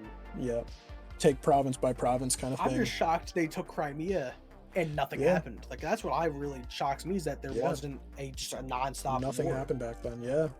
Like I know that there was a lot of tension from that. But I know Crimea is still considered Crimea. It's not really considered Russia by a lot of sources. And it's not even considered like the Crimean province. It's just Crimea now. It's very weird how the like land is split, because it's like Russia pretty much owns it without owning it. It's like the same thing. It's like when they invaded, it was just like they invaded without invading. It's like they play that message. They just ride the line, and I think it's either they're trying to test what they can get away with, or they're just trying to show power, or they're trying to get something out of the West by using all this tension, right? And what it is that they want us to sign that treaty where Russia is what they asked for. Is right here. I have it written down. For the U.S. and allies to curb preparation for an invasion, and for Ukraine and other ex-Soviet nations to be denied entry to NATO. That's their two giant demands of NATO, right? And that's what they want, and they're using Ukraine as almost like they're pretty much threatening you, like, I'm gonna bully Ukraine and I'm gonna beat them in unless you do this. And that's kind of what their threat is. But I think America's and NATO's response is really appropriate to this. Like, this is war havocing, chaos causing behavior that we haven't seen in a long time. This is just like it's a provocative situation. They're essentially provoking war against a peaceful country that just wants to be independent. They're literally trying to take freedom from another country. And I think NATO's response of that, they're going to sanction as much as they can, and to the point it's not worth taking Ukraine, and militaristically support Ukraine through lethal aid or whatever, is appropriate. I think it's ridiculous what's going on over there. Oh, it is. Well, And I mean, like, the motive still kind of confuses me. Like, I know their main motive is like, oh, Ukraine belongs in Russia. Like, it was yeah, part of Russia for so long. But the fact that they're willing to do so much to get it is what confuses me, I guess the word would be. they're pushing the brink of a Of a war world they do war. not want to be in. Exactly. Just for Ukraine. So it makes me think that there's other things that they want Ukraine for that we just don't know about, but Yeah, what I'm thinking is it's not even like they want Ukraine. I think it's just they're trying to secure their position better in the world by taking out someone like Ukraine. Because that means their border with the West is a lot smaller if they take out Ukraine. It's just Poland. And like, I think it's more of like a strategic thing. They just want to take out Ukraine, one, to restore Russia to its glory days, and also be able to fend off the West. Because the Russians fear the... Oh, your mic just broke for me. What you say? The Russians fear the West as much as the West feels the Russians. Yeah. The Russians are afraid of the West invading them. Yeah. And the West is afraid of the same. Yeah. Right? And in reality, NATO's just at a better position than Russia right now. It just really is. It's just, it has, even with like China, that is a somewhat ally of Russia, I don't think China would even want to get involved in such a war like that. Yeah, no, That's a brutal war. Like, you don't want to be part of that again. The last time China went into a war, it didn't go good for them. It didn't go well. Yeah. It went well way afterwards when they started unionizing a single China, but like, it didn't go that well. Yeah. Well, I mean, it's kind of like, I find it interesting how, like, America is, I don't want to say we're involved with everything, but we keep a close eye on everything. yeah. Like, I mean, the Greek Civil War, we didn't give a shit. We didn't really give money to anybody that's out of the ordinary. And even, what was the recent one that just happened? That the fact that I can't remember it shocks me. Venezuela? No. It was another war. I don't even remember. It was in the Middle East. Was it like Pakistan and like Kyrgyzstan or something? I don't even know. Yeah, the fact that I can't remember proves it. There was the Pakistan and India had a little bit of a thing going on. Yeah, they kind of always do. Anyways, we didn't get involved there either. Yeah. But now that, just because Russia being so big wants Ukraine, everybody's like fucking crazy about it. And that's kind of the world is still split in half with all that. There's the CSTO and then there's NATO. Like, it's just split. Yeah, well, I mean, not even the whole Western world, like, you know, modern world, whatever, runs on the US dollar. Everything that's Eastern runs on the Chinese dollar. Like, whenever we have transactions going, even from like, what's an example? Like Portugal trading with Spain, they do it in US dollars. And whenever you have like, what's another example? Like India trading with Malaysia, they use Chinese dollars. Like, you should even think of, like, it's crazy to think about the Russian free states, like Kazakhstan. Yeah. Yep. Where's the mic? Oh, it's broken. Kazakhstan having a giant civil war right now, essentially. Yeah. They're having insane protests. They're taking apart the government and like all this shit. And who goes to save them? Who sends in troops? Russia Nobody does. right now. Russia. Well, okay, yeah, no, I guess Russia did. Sends in thousands of troops to go handle it, and they're like doing crazy. They're apparently like beating. There's all kinds of accusations about how cruel Russia's being. It's like Kazakhstan, in my opinion, it's just like, it's like Russia owned without being Russian. It is Russia's little puppet. Pretty much. Belarus. They're both like, they are just Russia without being officially Russia. Yeah. And I think maybe Putin wants to get Ukraine to make it like a full thing, like the United States of Russia sort of deal. Where it's like, if they get back Russia, they don't care about Estonia. Who gives a shit? Like Latvia, they're so small it doesn't matter to Russia. Russia's fucking huge. If they can get them back, they pretty much have all of the Soviet Union in land and size again. And it's something Putin, I'm sure, wants. Being an ex-KGB, you know, communist sympathizer, communist fighter, right? Yeah. I'm sure that's something that he wants for his country, is to have pretty much the USSR revived. I gotta take a hydrate. Gotta take a sip. I was about to tell you. Yeah. Yeah, I think it's about time we go from Ukraine and Russia to just Putin. Yeah. Oh yeah. There's a lot about Putin. Putin's crazy life. Yeah. His just sporadic times in office and how he's just gotten from such a small place in Russia to so large. Yeah. So I guess we'll start with his history. He was in the KGB. Originally, at least, he was in the KGB. Was he a spy, or was he just working He was a KGB spy. Okay. He does, like, there's videos of him doing Krav Maga and shit, and he's pretty cracked still. Like, he'll take someone and fucking flip them in seconds. Yeah. Like, Putin showed a little boy, like a 7-year-old, like he goes to these wrestling things all the time. Goes to this Krav Maga thing. He's watching the kid fight, and he's like, hey, do this. And he shows him something. The kid does it and flips the fucking, like, 30-year-old instructor, like, on his back. Yeah. Like, just he's so tactical. Like, he learned a lot of espionage type shit, I'm sure. Oh, definitely. Well, I mean, yeah, he was in the KGB for a long time. Let me see here. There we go. Sorry, I was just pulling up info for later. Let's see what we got. Oh, fuck. There we go. So yeah, he's been in office for a long time, right? 20 years now, I think? Around 20 years? He's been in office for 22 years. 22 years, yeah. And that's not including his time as not the prime minister, but the one right below it, where the guy was super pro-Putin and did a lot of what Putin wanted. Yeah. Yeah, I'm not sure as about that. As like vice prime minister.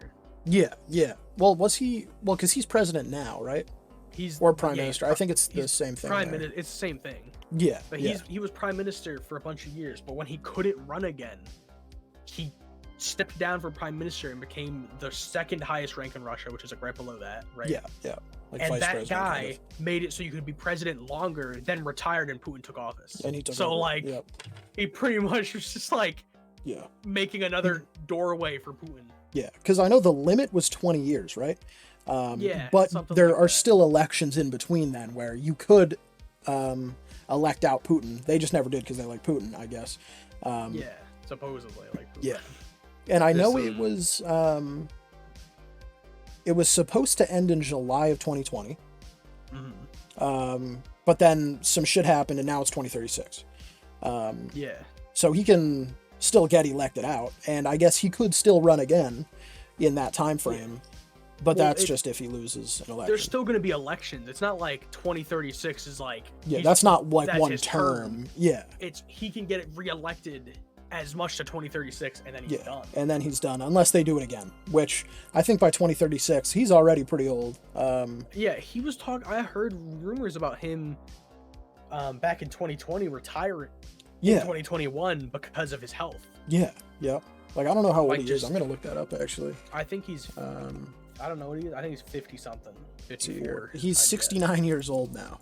He was born in 52. So he's been in government for a very long time. So, let me see here. Ex-KGB, like 69. That's the thing like Trump. I thought Trump was only like 50, dude. These guys like... I'm a bad age detector or some shit. Me too, yeah. Well, I mean, they all look pretty young. Honestly, Barack Obama was in his 40s when he was elected, and he didn't even look 40. And then Trump got elected, and he was like 72 or something when he got elected. Yeah, he was like and 70. He looked like probably 60, 65 in my eyes. 60 or like 50, 55. Like, he didn't look that bad at all. Yeah, and then the opposite end, Biden is 70 something, and he looks like he's 112. So people age weird in politics. And then Bernie Sanders is also 70 something and looks like a wizard. He looks like Gandalf the Grey. Something you'd see in like Lord of the Rings or something. Oh yeah. I love that picture of him with his gloves and like the cold, where he's like this or whatever. Oh chair, yeah, you know he looks like a grandma. He's got his sweater on, knitted from Grammy. Yeah, but Putin it's crazy. Yeah, it's shocking. I mean, we do have the queen. That's how old is she? 100 and something, right? She's 98, I think, or something like that. I might be wrong. Like I know she doesn't. Oh, she's 95. You were almost there. Yeah, she's not 100 yet. Yeah, like I know she doesn't hold office or anything technically. Yeah, she has the right to like hold festivals or something. Exactly. Like she'll go to dinners and stuff politically. And I know she has a say in things, but she really doesn't do anything with it. Yeah, she can't do anything really besides like she can influence the public. That's about it. Like she's more like the head of PR for the company of the UK. Yeah, because she could say something like, you should all be fighting for your right to do this, and they probably would do that. Like she has a big influence. They listen to her. She doesn't do much with it. Well, I know like there's God Save the Queen. Everyone even in Canada, people love the Queen. The Queen in Australia. Like I can't believe you didn't know her age. Look, all right, I've transitioned from my Canadian roots at least a little bit now. You want to see my citizenship papers, or is Zafira giving you shit? Or... Yeah, she. Why do you care about the Queen? Yeah, what have they done for Canada? Damn Canadians. Well, isn't it in Canada? When they're holding political things, there's like a walking stick that you have to like bow to or something every time you look at it when you're in like a government building. I have no idea. What is that? When my parents were in school, they had to sing God Save the Queen and Oh Canada. She says yes in all caps. I'm guessing that's to my statement about the walking stick. Stick with a little crown on it. Looks like the thing that King Neptune was wearing when they were trying to go to Conch City and get the shell, save the city. Yeah, I don't know, they're crazy. They ride on that dude's back. Exactly, David Hasselhoff. God. But yeah, it's a crazy environment in Russia. Yeah, what is it? Except usually in actual parliament, there's a guy who stands in place of the queen. Okay, yeah. That makes sense. That's interesting. I never knew that. Yeah. Well, I know like there's like provincial like parliament buildings in Canada where it's kind of like our courthouses, how we have that county-wide. They just have a big parliament building in each province or something, and then I don't know. I don't know. But imagine being loyal to the British. God, that's kind of could it be us? America. Fuck yeah. Fuck yeah. We had to carry the staff that represents the... Oh, nice. But yeah, so speaking of Vladimir Putin, Putin's had a rough ride in politics.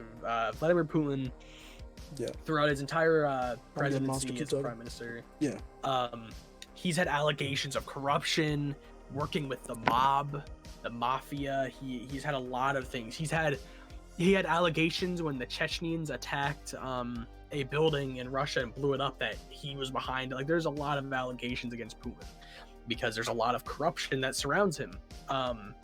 Putin is most notoriously known for his current allegations, right? Is having multiple palaces throughout the world, within Russia and other countries and against certain seas, right? Having these giant hundreds of $1 million mansions and palaces where he goes and relaxes. But in Russia, there's a law where the president, to stop corruption, has to show their income and how much they make and how much they get. And then he said, well, he made around 400,000 ruble that year, and he's around worth 10 million ruble. Yeah. But many people believe it's completely untrue, and he's worth way more because he's been allegated, right, that multiple palaces, and to have worked and to have Russian oligarchs holding his wealth for him. That he's distributed through a trained network of oligarchs in Russia to hold his pretty much all of his money. Yeah. Well, that's what I was going to bring up. The so Putin's palace. Let me bring this up here on stream. Feel free to lurk my stream if you want to see this.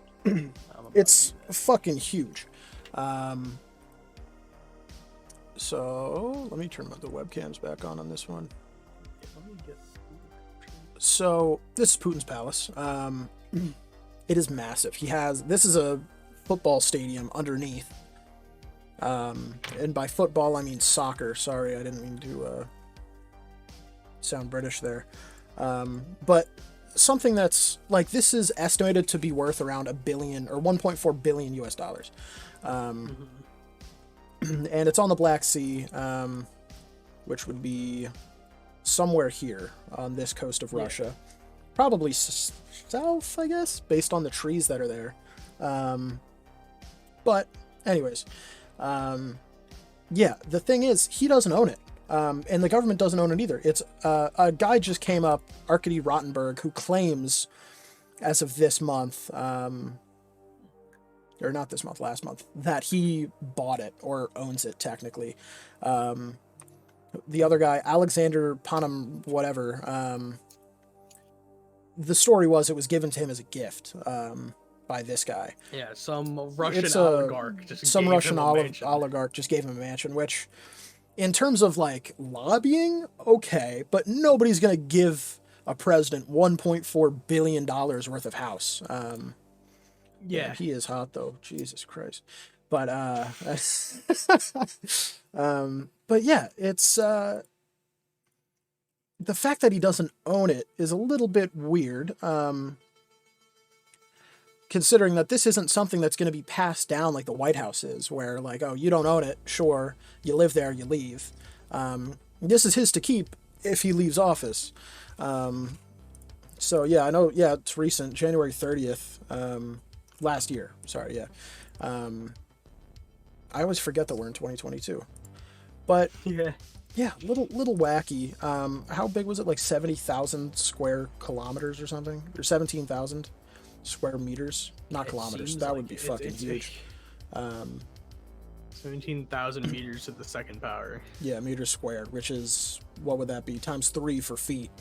It's huge. It's massive. He's got a theater. He's got a strip club. You know, he has an arcade. That's actually kind of fucking cool. I'd love to have an arcade. But yeah, billions of dollars. Like, I don't doubt that he's rich. But you know, that's hard to believe, given as a gift. It's a beautiful house, though. Gift? You kidding me? Like, yeah, that's a little big for a gift, buddy. I want to find it on Google Maps, but I don't think I ever will. Someone just handed him a mansion. Yeah, exactly. I wonder if I just look it up. Like, Putin's palace. It's just crazy how much Is it this? No, wealth he just has. Like, and then things he denies having all this wealth. He has a $1.4 billion mansion given to him by a random Russian oligarch. Yeah. You telling me they just love Putin that much? Yeah. You telling me he didn't lobby that? He didn't like fucking traffic that money in and get him to buy that? Yeah. And you know that's not his only house. There's no fucking way he lives in that one place at the bottom of isn't it on the coast of the Black Sea? That's so far from Moscow. Yeah, no, isn't the Kremlin in St. Petersburg too? Oh no, it's probably in Moscow. I think it's in Moscow. Like, yeah, Russia's so big and you pick there. Yeah, kind of weird. I get it as a vacation house or something, but yeah, but there's no fucking way he flies there to go home every so often. Every night, yeah, no. Like that motherfucker probably has like 4 houses, and it's there's this guy, right? Here, I'll transition back into this. Yeah. The guy up. Sorry, I have so many streams open right now. Holy shit. Yeah, I know, it's wacky. Lagging. Yeah, so he was alleged by Alexei Navalny. Okay. Was arrested after making remarks about Putin having billions, trillions of dollars with Russian oligarchs. Plenty of money. Yeah. And how he owns the Russian oligarchs. And you can see in this video, I don't have it up, that he goes to a factory with a bunch of Russian oligarchs. Yeah. Walks in there and like bitch smacks them verbally, dude. Yeah. He walks in there and he's like, you idiots are fucking everything up. You're gonna sign my paper and you're gonna follow these orders. And he throws it on the table and he's like, sign it, come on, sign it. And he passes it around and one guy doesn't sign. He's like, I don't see your name here. I don't see your name here. You're gonna sign it? Sign Yeah. this paper. And he throws a pen at him, and it's like, this guy just does that casually to billionaires, trillionaires, right? Have you ever seen the president talk to billionaires? Yeah. Good luck with that. Ever? Yeah. Like, just like talk to a group of like the biggest tech Of companies the and top beats guys them in the around? U.S. Yeah. Yeah, he just does doesn't that happen. casually, treats them like trash, and leaves. And it's like, you Yeah. know, there's got to be some time. There has to be something going There's on something there. going on. Like, even they call themselves a free country. Yeah. It's not a free country if that's what's going on. Yeah, there's so much like deep corruption that they talk about, Yeah. the mob, and how they think that Putin was very highly involved in the mob, and like they'd have people threatening people if they voted for other people at the voting booths. Like there's all kinds of deep allegations against the Russian president. Yeah. That have just pretty much just been denied and nothing further by the Kremlin. Well, I forget the guy's name. It was in the 80s. And I saw the clip like months ago. But the KGB, there were two halves of what they were doing. So half of it was espionage, like classic spy shit. And the other half, I forget what it was called. It was a Russian word, but I think the translation was like mental conversion. They spent like 70 to 85% of their budget on that. They didn't spy that much. And the guy was an defector. But it's like, I'm not saying I should believe him or anything, but you know, he's talking about the whole point is to breed unpatriotism, or I don't know what the word would be against your country, anti-patriotism. And it's not a quick thing. It takes years to set in. But looking at the U.S. today, how many people are patriots anymore? Not many. Like I'm barely even a patriot at this point with the way things are going on. But yeah, it's. I think I don't know. I personally believe a lot of it is that there's a ton of patriots still in the country. It's just the people who are very patriotic also are usually the older generation who aren't online. True. Very true. Very true. And like it's a thing where it's like this tactic's been used like thousands of times. I mean, Adolf Hitler was one of the best at this tactic of breed. Like you're never gonna change the mind of the old and bitter. So you're gonna brainwash their children. And that's what they did. Like obviously there's Hitler's Youth. They brainwashed the children. Like that's a thing. In Russia, you think they didn't? They put Stalin's face on every fucking poster in school. They taught about Stalin. Like all the propaganda. They do these cults of personality. They brainwash the children. That's how it. That's the way the spongy minds are easy to change, and that's you can't change bitter old Germany from fucking 1950, but you can change little Jeffrey at school. I think that's a big reason why we have so many younger Democrats compared to younger Republicans nowadays. With education, education's a white-collar job, being a teacher. And it's always been a trend that Republicans are more likely to be blue-collar. And, when you have teachers in elementary school teaching, you know, curriculum and putting in their own opinions, which is, you know, that's just part of teaching, to kids that are sponge-brained, that's just, you know, that's what happens. That's why we have so many younger Democrats, even compared to older Democrats. There's not that many older Democrats. I saw this meme where it's like mature. It was pretty funny because it's like I've seen it a lot, and it's like maturing is turning from a Democrat to a Republican, because like after a certain cutoff, I just see like a lot of people just go straight Republican. And it's like the younger generation's usually always Democrats, like from like fucking whatever age, elementary to like 20 like 25 college. even, like 26, like right around there. And then it, like a lot of people when they hit that age just change to Republican.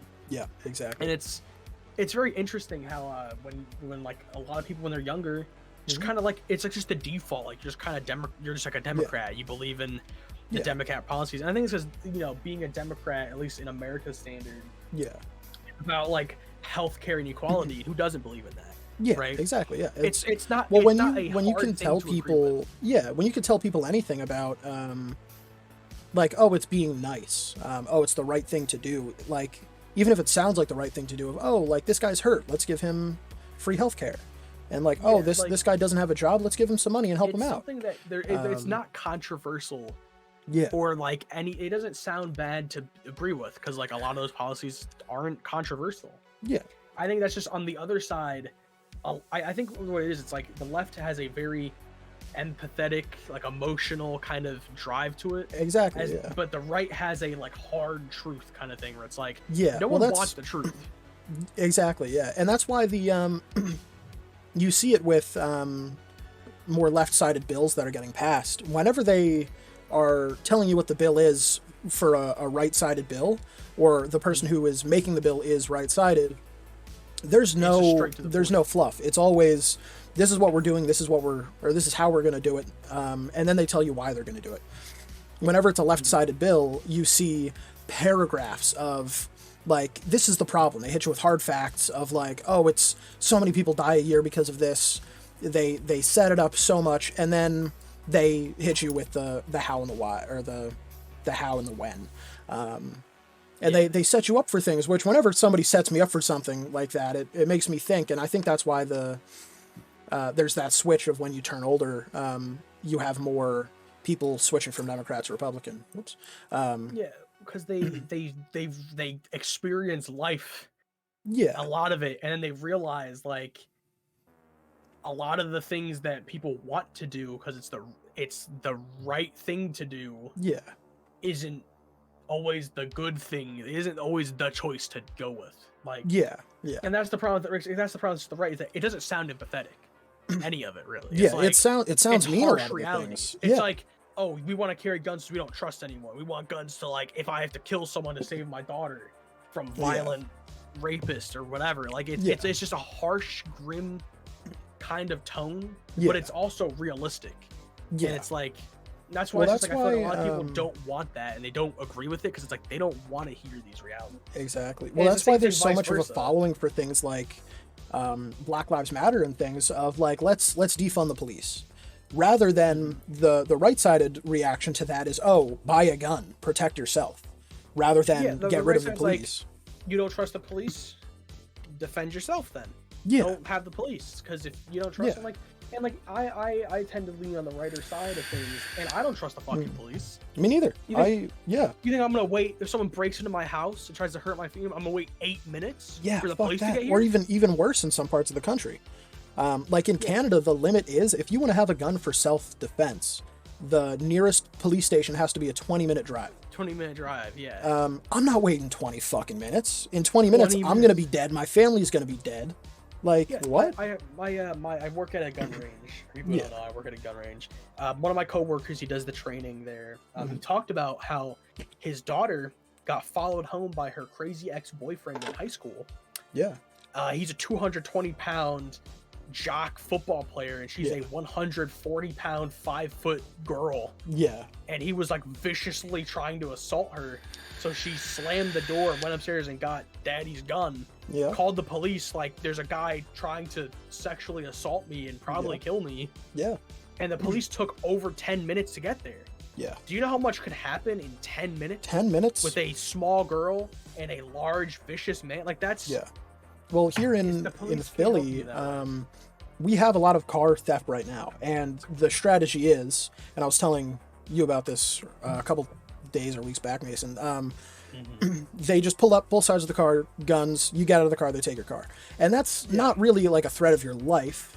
I mean, they're threatening your life, like, give us the car.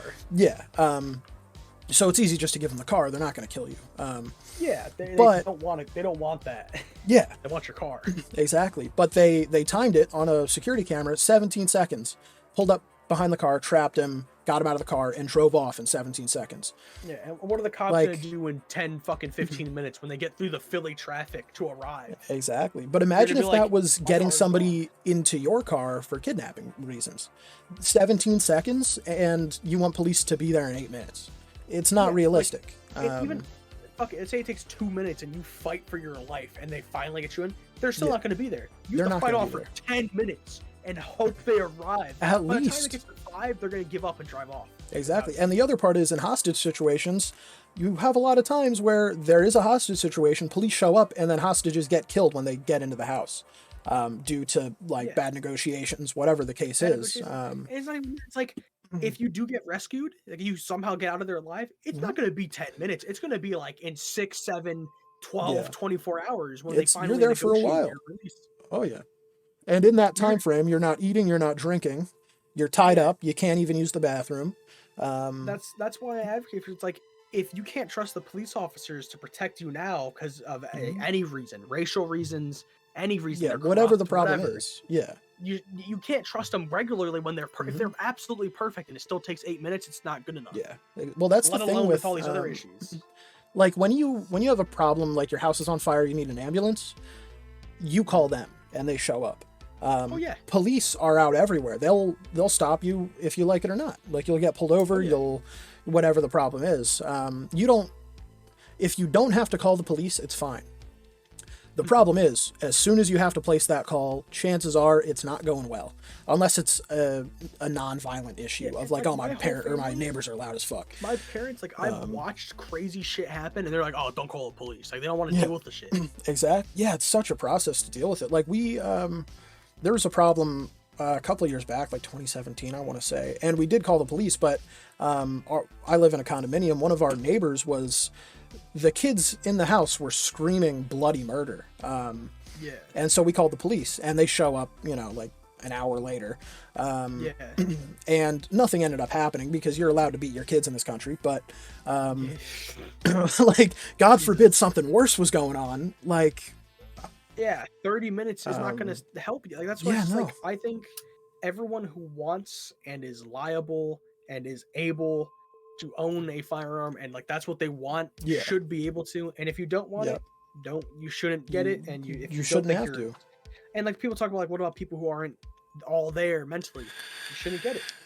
Yeah. Just don't. Like, if you don't feel mentally safe enough to do it, then don't do it. That's your decision. But I think also you got to remember, now you're relying on the police who are ineffective. Exactly. Yeah. That's the trade-off, and that's how it really always has been. And that's why the 50s to 80s were a safer time. Definitely crime has evolved too, but if you were scared for your life, you would shoot somebody and then call the police, and you could still go to court and go to jail if you fuck up. The police are the aftermath. They come after everything's done, and they're fucking paper boys. They come. Sometimes that's not the case. That's not all cases. Yeah, they do help a lot of the time. What happens is the crime happens, and you're calling them to put in the report. That's really it.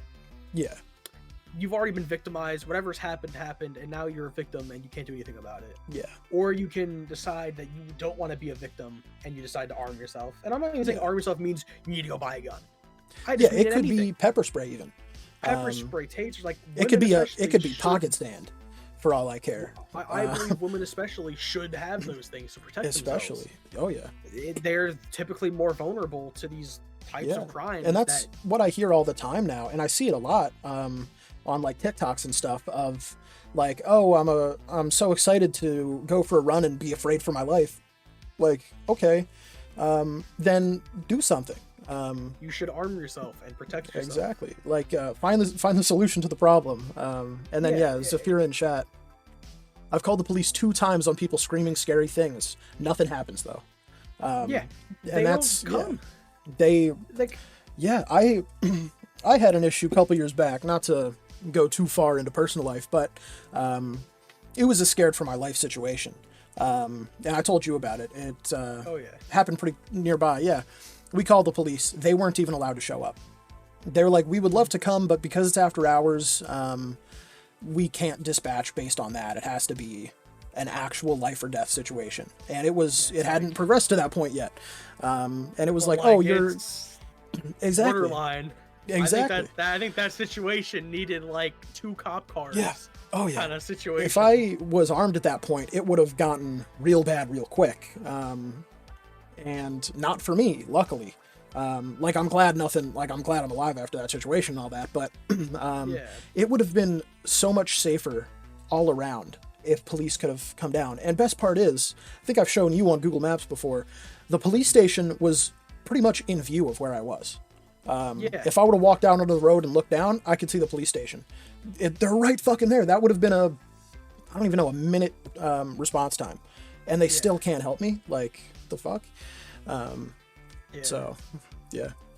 it's just some situations like you're gonna become the victim before the cops get there. Most of the time.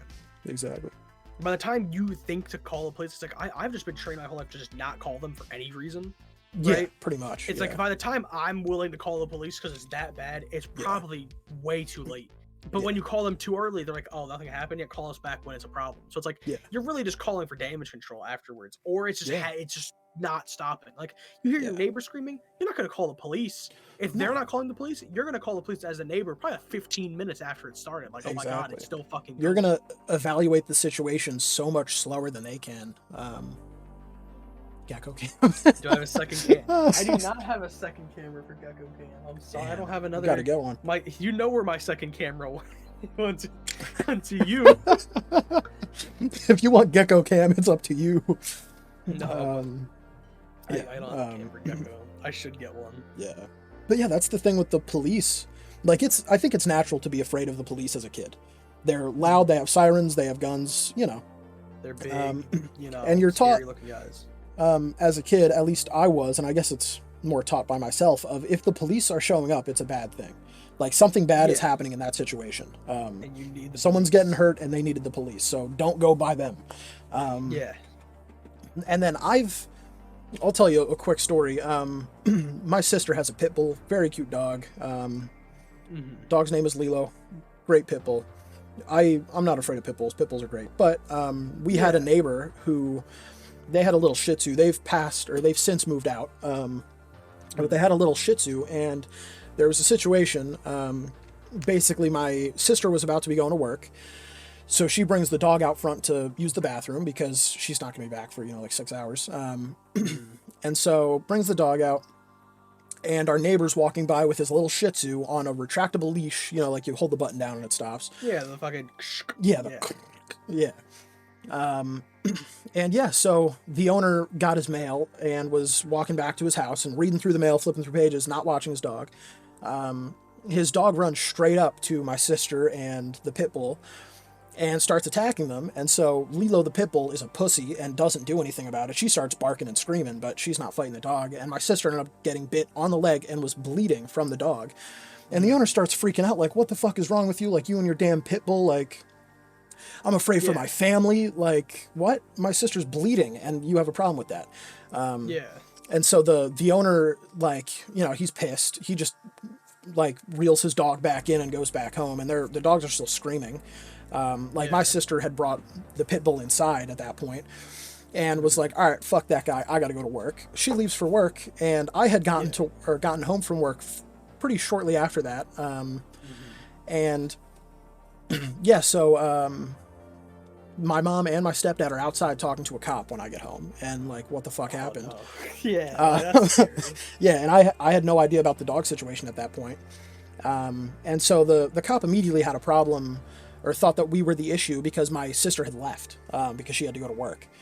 It's like a fleeing suspect kind of thing. I don't know, but she didn't know the cops were fucking called. Yeah, exactly. So the cop was nice. He didn't have a problem. But we basically told him, like, oh, the dog would never do anything like that. This dog's a pussy. I guarantee you it was that dog with the Shih Tzu. And we ended up getting my sister on the phone while she was at work to explain the situation and give her point of view for the police report. And the guy ended up lying about it and saying he had gotten attacked by the pit bull, or his dog had gotten attacked by the pit bull, and that's what happened. And the cop was like, let me meet the dog. And the dog comes out. Lilo loves everybody. Cop loved the dog. And he's like, yeah, something made out up here. I'm going to go talk with this guy. Ends up coming back, and he's like, you want to press charges? You want to do anything on this end? And we're like, no, we just don't want to deal with that guy. And he's like, all right, fine. But the fact that I've had the police called on me is like, or I guess not me in particular, but like, yeah. What? I don't know. It's ridiculous. Some people call 911 for like anything.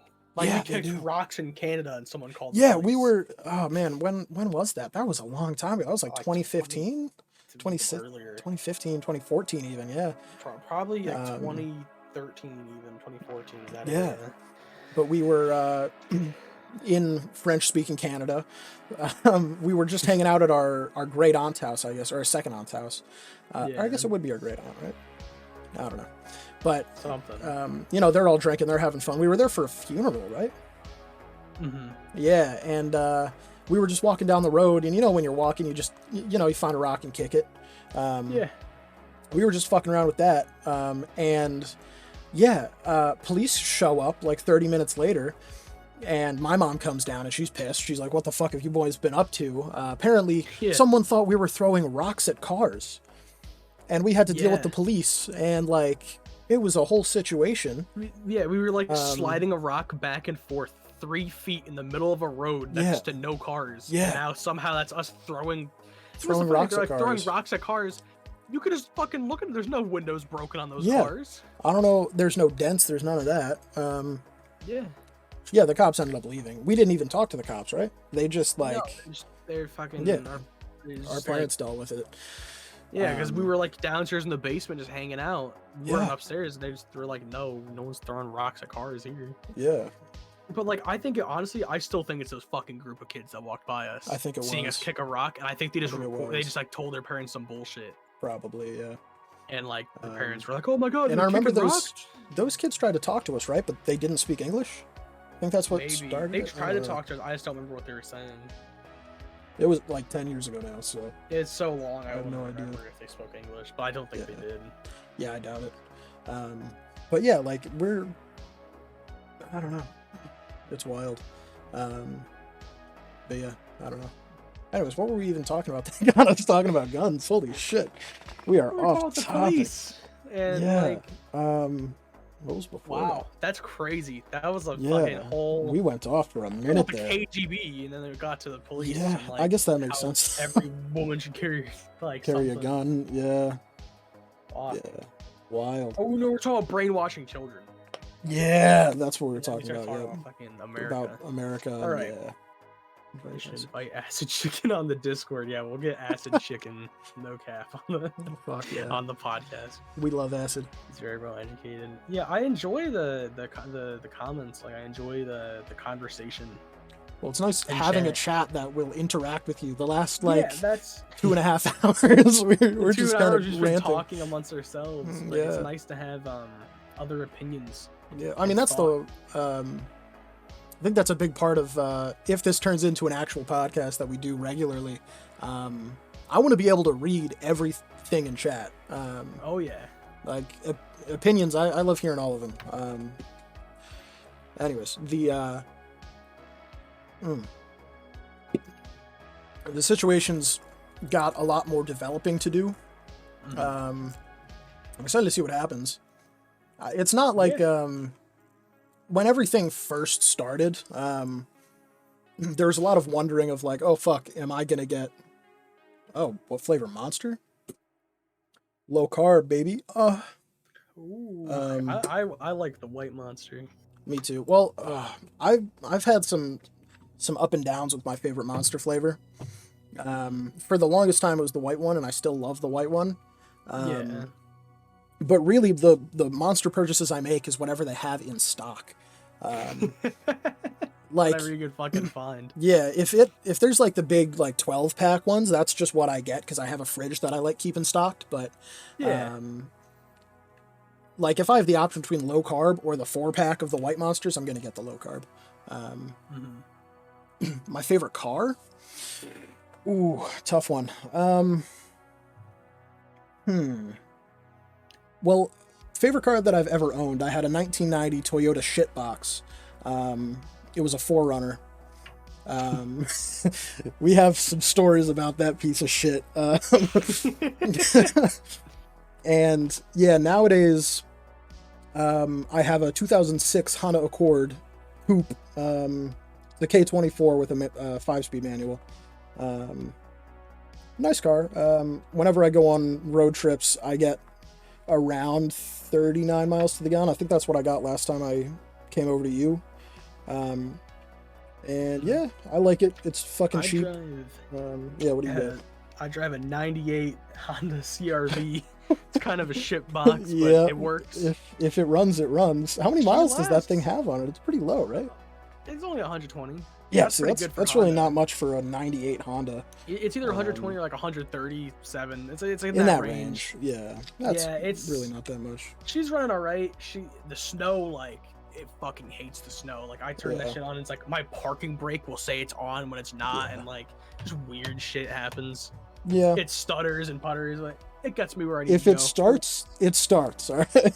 Yeah, it starts and it does drive, and I'm perfectly fine. It fucking moves. That's what makes a car a yeah. car nowadays. Yeah, the 4Runner. Holy fuck, man, that was. Oh, I loved that car. It shit the bed. Replaced the head gasket, and then immediately after had a valve that was sticking. Porsche, well, expensive, first and foremost. They are very reliable, most of them. I almost applied to go to Porsche school, or Porsche tech school, when I was in my automotive school, but yeah, I don't think I'll ever own one. I would love to have an old one, like an old, RWB, I forget what the word is. It's the Japanese body kit company. They look fucking clean, but in general, I'm not the biggest fan of German cars. I like engines. I love American V8s. Small block Chevys make me want to.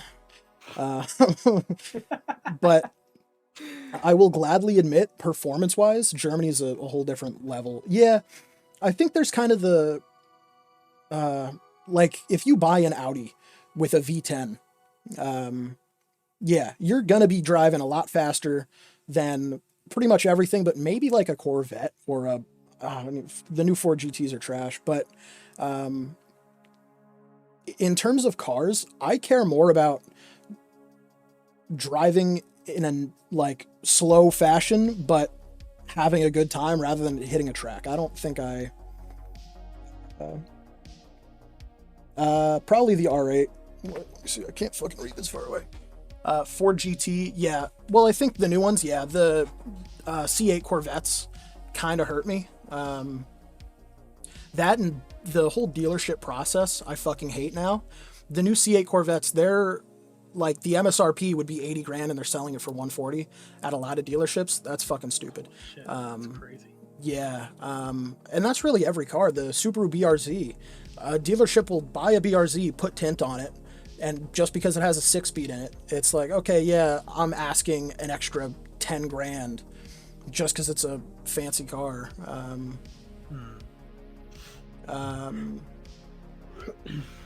But yeah, fuck, what was I saying? Yeah, German cars are engineered so much better. I don't like Volkswagen. I will gladly buy pretty much anything else other than a Volkswagen, but I think German high performance cars definitely have a place higher than. Oh, we got lots of shit coming in. Do you guys like driving manuals? You guys really like Volkswagen, huh? Well, firstly, manuals. Yeah, I have a rule with myself. I'm never going to own a car if it has an automatic. I will be driving 90s shit boxes until I die if that's what it takes to have a manual transmission. Yeah, Mason, you can't drive stick. We'll fix that. But no, I've never driven stick. Yeah, I'm not a big car person. I don't really care. You drive to get places. I drive because he drives because he enjoys it. I drive because like I gotta get. You have to get to work. Yeah. I don't want to get shanked on the public bus. Yeah, mood. But Volkswagen, I've worked on lots of Volkswagens before. Not once have I had a good time with it. And okay, what's the, I'm blanking now. Fuck. I gotta look up the engine now. Fucking the inline six. That's not an inline six. VR6. I'm stupid.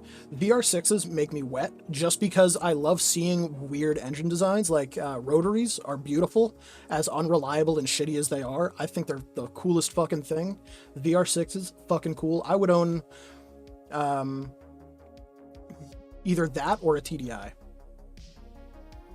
Yeah, like me and my friend built it was a 2017 Golf a couple of years back, and it was the 2-liter turbo. It's a nice car. I've whipped it a few times, and it's fast as shit. I think it's faster than any Civic will be. But I don't hate working on my car. Doesn't mean it's a bad car. Yeah, true. I don't know. I would love to have a TDI. I even thought about buying a TDI recently and selling the shitbox Honda. But the buying a TDI now, unless you want an old one with hella miles, you're paying money. Which makes sense for any diesel, but yeah, I don't know. Most other Volkswagens I just don't care for. And yeah, I think I hate working on every car to its own extent. Skodas. I don't think about Skodas. I don't know. I gotta fucking look up Skoda now. Where are you? Are you European? I don't even know what the fuck that is. Are they one of the? Oh, Czech Republic car. Okay, I've seen the badge. Are they owned by Volkswagen? Are they one of those? Oh, they are owned by Volkswagen. Okay, yeah. Well, I find it funny, the videos of people who pull the engine badge off of their Seats and their, I guess Skoda's probably the other one, where they pull the badge off and it's just a VW badge underneath. But, yeah. I mean, good on Volkswagen for being the biggest car company in the world. I don't know. I'm excited for their electric cars. I think they're going to be good competition for Tesla. Yeah, VW, the Volkswagen Group is fucking massive. Dude, this Skoda 120, bro, that's the fucking Slav machine right there. Well, I gotta look Skoda 120, dude. This shit, like, Babushka's gonna fucking whip that thing. What the fuck is that thing? God I love damn. cars that look like the fucking, like the stereotypical like European car. I fucking the love Gopnik mobile. Yeah. I like it. Electric cars are like having sex with it. They are. Well, have you guys seen the? I gotta pull my mic away from my face. Have you guys seen the? I believe it was a Yaris that they converted, but the hydrogen Toyota that they brought to the endurance race. Like, what are your thoughts on hydrogen cars that are like combustion hydrogen? Because I think if that's the future, I'm fucking excited for new cars. But otherwise, like I don't care about car performance. I don't want to own sports cars. No, like the I could show it on stream if you want. On my stream at least. Yeah, well, yeah. No, you wouldn't be able to hear it. Well, yeah. Electric, like battery electric that you plug in versus hydrogen that you just fill up with hydrogen is already better. The range is ridiculous, and you could just stop and fill up in 5 minutes rather than wait for 8 hours. But this doesn't work. Why? That's so weird. What are you trying to do? My Google capture just ain't working. I can't get it to capture. That's so weird. It looks like, yeah, okay, here. If you want to listen to it, pop into my stream. If you just want to watch, I don't think Mason, I can't get Twitch is gonna work. Yeah. It's won't capture Google anymore. It's just fucking, it's given up, I guess. Shit. Well, if you want to watch, it's Twitch TV Canuck². I'll get the link. Yeah. I think it's the coolest fucking shit. I know that the race they didn't even finish. They were in the pit for like 4 hours. But yeah, feel free to come watch. Yeah, I don't even know the technology they used to make it run. I know there was a lot of engineering going on. Morning. Alright, I'm gonna play it now. I'm assuming everyone who wants to watch is in here, but I'm assuming errors on that server. Yeah, it's. I have no idea why. Oh, on OBS? Yeah, no, she's just breaking. It's not happy.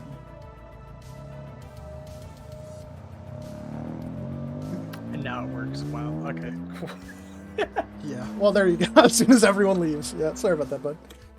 But yeah, if that's going to be the future of hydrogen cars, I'm all for it. I believe they just modified an existing engine for that. I don't know the whole story on it, but either way, that sound is so important for me in cars. Are you just popping up memes right now? What are you doing? I'm going through them all. Just to check what I had. But yeah, if you can keep sound, and even if performance drops, I think most car guys would be fine with it. If the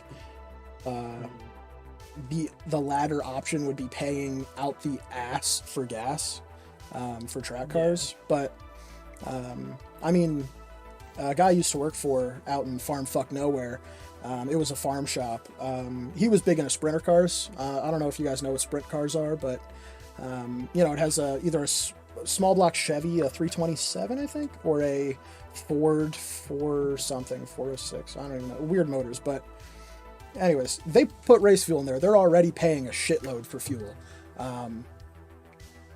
And if race cars or, track cars are going to be stuck at the track, I think it'll be fine. Even if by 2030 new cars are all going to be electric. Yeah, I don't know. I just really hope that what is this? The fuel we can make in the lab. Yeah, I heard about that. The e-fuel or whatever they're calling it, and it's crazy. They're getting the carbon from the atmosphere already, or something like that. I don't even know. So yeah, I don't know. I think the main problem with the fossil fuel problem right now in cars isn't the supply. It's going to be the environment half of it. I know California, and I think in Europe something recently happened, but all new cars sold in California by 2030 are going to have to be all electric. And yeah, I don't know. That's really going to put a damper on the internal combustion engine. I don't know. I'm going to feel bad if I have kids and they have to drive around in fucking electric shitboxes. Cars. Yeah. Yeah, electric cars, if they run the same way, if they can hit the same speeds, perform the same, that's cool, but it's there's something about fucking hitting the gas pedal a little bit and doing there's even just working on cars. I hate working on most cars, but it's fun to be able to do it. On Teslas, you can't do shit. You can go to a Tesla certified shop. But you need a battery replaced. You're looking at 20 grand. Jesus. And yeah, I can't imagine doing that. Especially, I can't afford a new car. There's no fucking way I'm buying a new car. Even if I wanted to. Put a down payment on a house for half the cars nowadays that are new. Fuck me. I could buy a trailer for cheaper than I could buy a Tesla. Way cheaper. Way cheaper. I'm saving 20 grand. You buy a whole RV for 20 grand and just fucking hitch it to your truck, go live in the woods. Oh yeah. And I think the technology's fucking cool in electric cars. And they're fast as shit. The new Tesla, the Plaid. But I don't care about speed. I want to be able to get to work cheap or take a road trip for cheap. Oh yeah. Even my dad pre-ordered, quote unquote, the Cybertruck just so that we could test drive it. It was $100 and you reserve a test drive. But he was considering it because the furthest road trip we take is to Canada, which is less than 500 miles. And that was the range they were suspecting. So I don't know.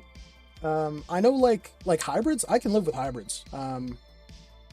They have their own problems, but in terms of a cheapness, fuck yeah. If you're going to make it cheaper, but if you're going to give us an electric car that just goes fast, I'm not interested. Especially if I have to charge it fucking 8 hours. Yeah, that's the big thing is those chargers. Your fucking electric bill is going to murder. That's going to suck. Well, and you do get the offset of you're not paying at the pump anymore for gas. Yeah. Sorry, I thought there was something new in chat. But yeah, what if I want to take a road trip? Where am I going to charge it from? And a lot of chargers that are out in the middle of nowhere are just hooked up to generators anyways. Which use fuel. So or hooked up to I saw this. Yeah. I saw a fucking governor was they were talking about how they're so happy about how efficient cars are. And it's so someone goes up to her and she's like, okay, so this charging port you add to all these government buildings, right? Yeah. how are they powered? Yeah, I And remember she's that. like, And she was like, yeah, it's coal power. coal powered. It's yeah. like, so the energy efficient car is using fossil fuels to charge the car. Yeah. And it's like, so Like, it's really I not think, doing I think much. the solar powered ones, if they have like those huge batteries and like they take solar power and they charge your car. Like we Yeah. at my tech school, we made an e-house that had Yeah. chargers that were just straight from the batteries Yeah. would charge your car, and people used them. There's only like 2 people that had like cars, and they were teachers, I think, Mhm. right? But they charged their Prius, and I think it was I don't even know what the other one was, to be honest. But I know someone specifically parked a Prius, and it worked fine, and that's Yeah. great. That's like efficient energy, right? Mhm. But it's like, if you're just going to use fossil fuels anyways, then what's the point of Yeah. being all high and mighty about how your car is like powered? Yeah. Well, like, I think the people don't really care that much about the environment. People that say that they do still drive gas cars. They live in places with coal energy. They're not getting solar panels installed. Yeah. I think the solar panels real are expensive. Yeah, the real foot in the coffin that's going to make people switch to, well, there's 2 ways. That's going to make people switch to electric cars is going to be price. You get them real cheap, or legally, where you just can't buy a gas car anymore. Or you get taxed on gas cars more. Exactly, like, yeah. Something with just the price that just makes it exactly. unusable. Like, even with charge times, I think people are willing to put that away if it's cheaper than buying a gas car. Well, that's what I wonder is, like, I wonder if anyone's ever done the comparison of like how much you spend a month. Like, you take 2 people, right? They drive the exact mileage a month, Yeah. right? How much money do you save by charging your car in your fucking house Yeah. versus getting gas? I know there's like the free chargers. I've never seen one. Well, they're not free besides at anymore. That Westport. was at first they were free, but now you pay for it. And that's the other thing. If you want to charge your car at home, you can get like the regular 120 volt house plug charger that takes 16 hours to charge your car, or you can drop $500 on getting a charger installed at your house. That's not like something you a pay big for with pole. gas. Well, it like hooks up to your breaker and you get like higher current to charge your car faster, or well, higher voltage, I guess, really. But yeah, that's not something you pay for with gas. I don't want to pay $500, even if it's once. I don't want to pay that just to charge my car. Yeah, it's kind of crazy. It's yeah. like, I just wonder what the price is. Like get down to the brass tacks. If I bought a car, drove it this many miles, like just like even maybe just like back and forth from work, and that's it. Do you save money by charging your car, or do you save money by gas in your car? Like, do you use more gas than energy? Like, if I you know what I mean? If you have to charge every fucking day, half a car, right? Yeah. And it's like a shit ton of money on your fucking energy bill is like $200-$300 more, right? Versus like, oh, you could pay $30 in gas and do the same thing. Like, what's the conversion? Like, someone needs to like compare them. I'm sure they have. I've never seen it. Yeah. I'm actually very interested. In my chat, we got older Teslas have been grandfathered into the free charging. That's good. I like that. But how many people really owned Tesla before, what, 2017 probably, when they, or maybe like 2018, I don't know. Which is great. I would love to have free charging. That's when you should have bought a car. But now that it's not, it's like, well, fuck. I've never even seen a charger. Like, I've never any building I've been in, any office building, any government building, all this. Like, I don't live in a big city. So me neither. That's why. And I see them here sometimes. It's fucking weird. We have a charging station not too far from me, but it's in a sketchy area at a very sus gas station. But for whatever reason, up in the middle of fucking nowhere where my dad lives, he has Tesla chargers in a random parking lot. But like, that's weird. Early 2017 was the end of the free charging. Yeah. And then hydrogen. I think hydrogen would sell a lot better. Like, there's only one option right now, or 2 options. There's the Honda, I think it's a Honda Insight, or the Honda Clarity, maybe? No, the Insight, I thought it was just a hydrogen version of the Insight. Anyways, and then the Toyota Mirai? I don't know. But, 640,000 Teslas? Is that in total or before 2017? But yeah, the hydrogen dilemma is there's only really 2 places in North America. Oh, actually, that's a lot of Teslas before 2017. That's a lot of Teslas. Holy shit. Yeah. But yeah, in North America, there's really only 2 places that you can reliably find hydrogen in enough places to live there and own a hydrogen car. And that's Vancouver, Canada, and California. To change the subject for your mate gets too far.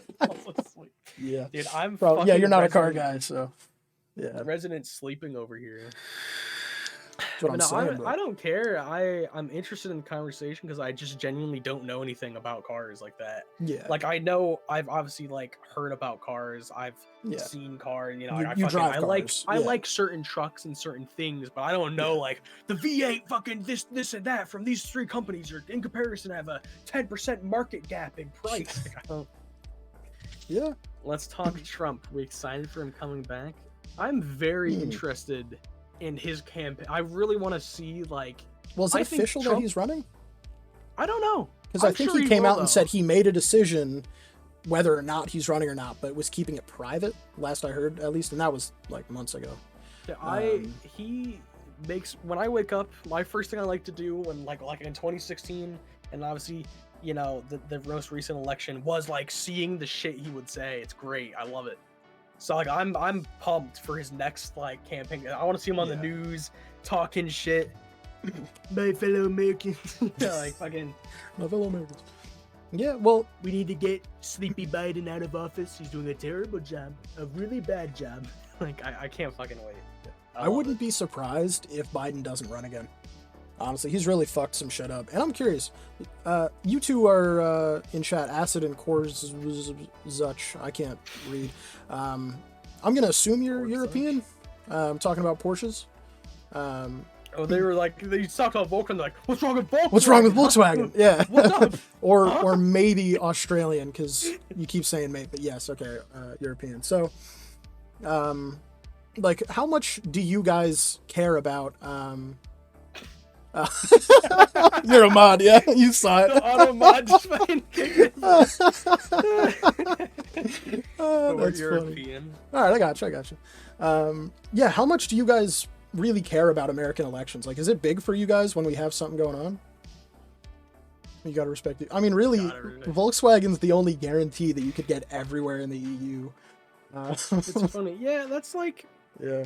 A lot of people here, that's how we kind of take it. Like, if you take the elections super seriously, like, you're just too far in deep. Like, realistically. Yeah. The president fucking barely does anything anyways. You get the same Joe Schmo doing nothing every 4 years, so what's the point of caring? Pretty much. Like, well, I mean, the first half of every new candidate, or new president, sorry, is undo all the shit the last guy did. It's like that's every year. Their whole thing is be the exact opposite of the other one, and as soon as you get in the office, do everything, like undo all the shit they did and do what you want. Exactly. And you know, Joe Biden's doing like his whole like the majority of his party doesn't like Joe Biden. Like he what is his fucking approval rate? It's dropping by percentages every month. Like the people who want him for social shit, right? He's not doing. The people who want him for fucking, like, you know, social services, right? It's just speaking of, like, fucking welfare and shit. He's not doing anything. Like, the community that want him for racial reasons, he's not doing anything. He's just fucking doing nothing. He's kind of sitting around, you know, trying to get out of bed, getting lost. Well, I know a lot of people right now that don't like Joe Biden, and they voted for him. And they talk so much shit about the guy, and, like... when you elect somebody solely because you don't like the other guy, what do you think is going to happen? I'm surprised it only took us 3 hours to go over everything. To go through every topic we had written down, like all the fucking sources and shit. Like I'm not going to give up our list because it spoils shit for, you know, future endeavors, but we had a lot. Yeah, we really had a good chunk of shit. Yeah. I want to play Fortnite. I'm sorry. I like women. We're Canadians. What the fuck do you expect?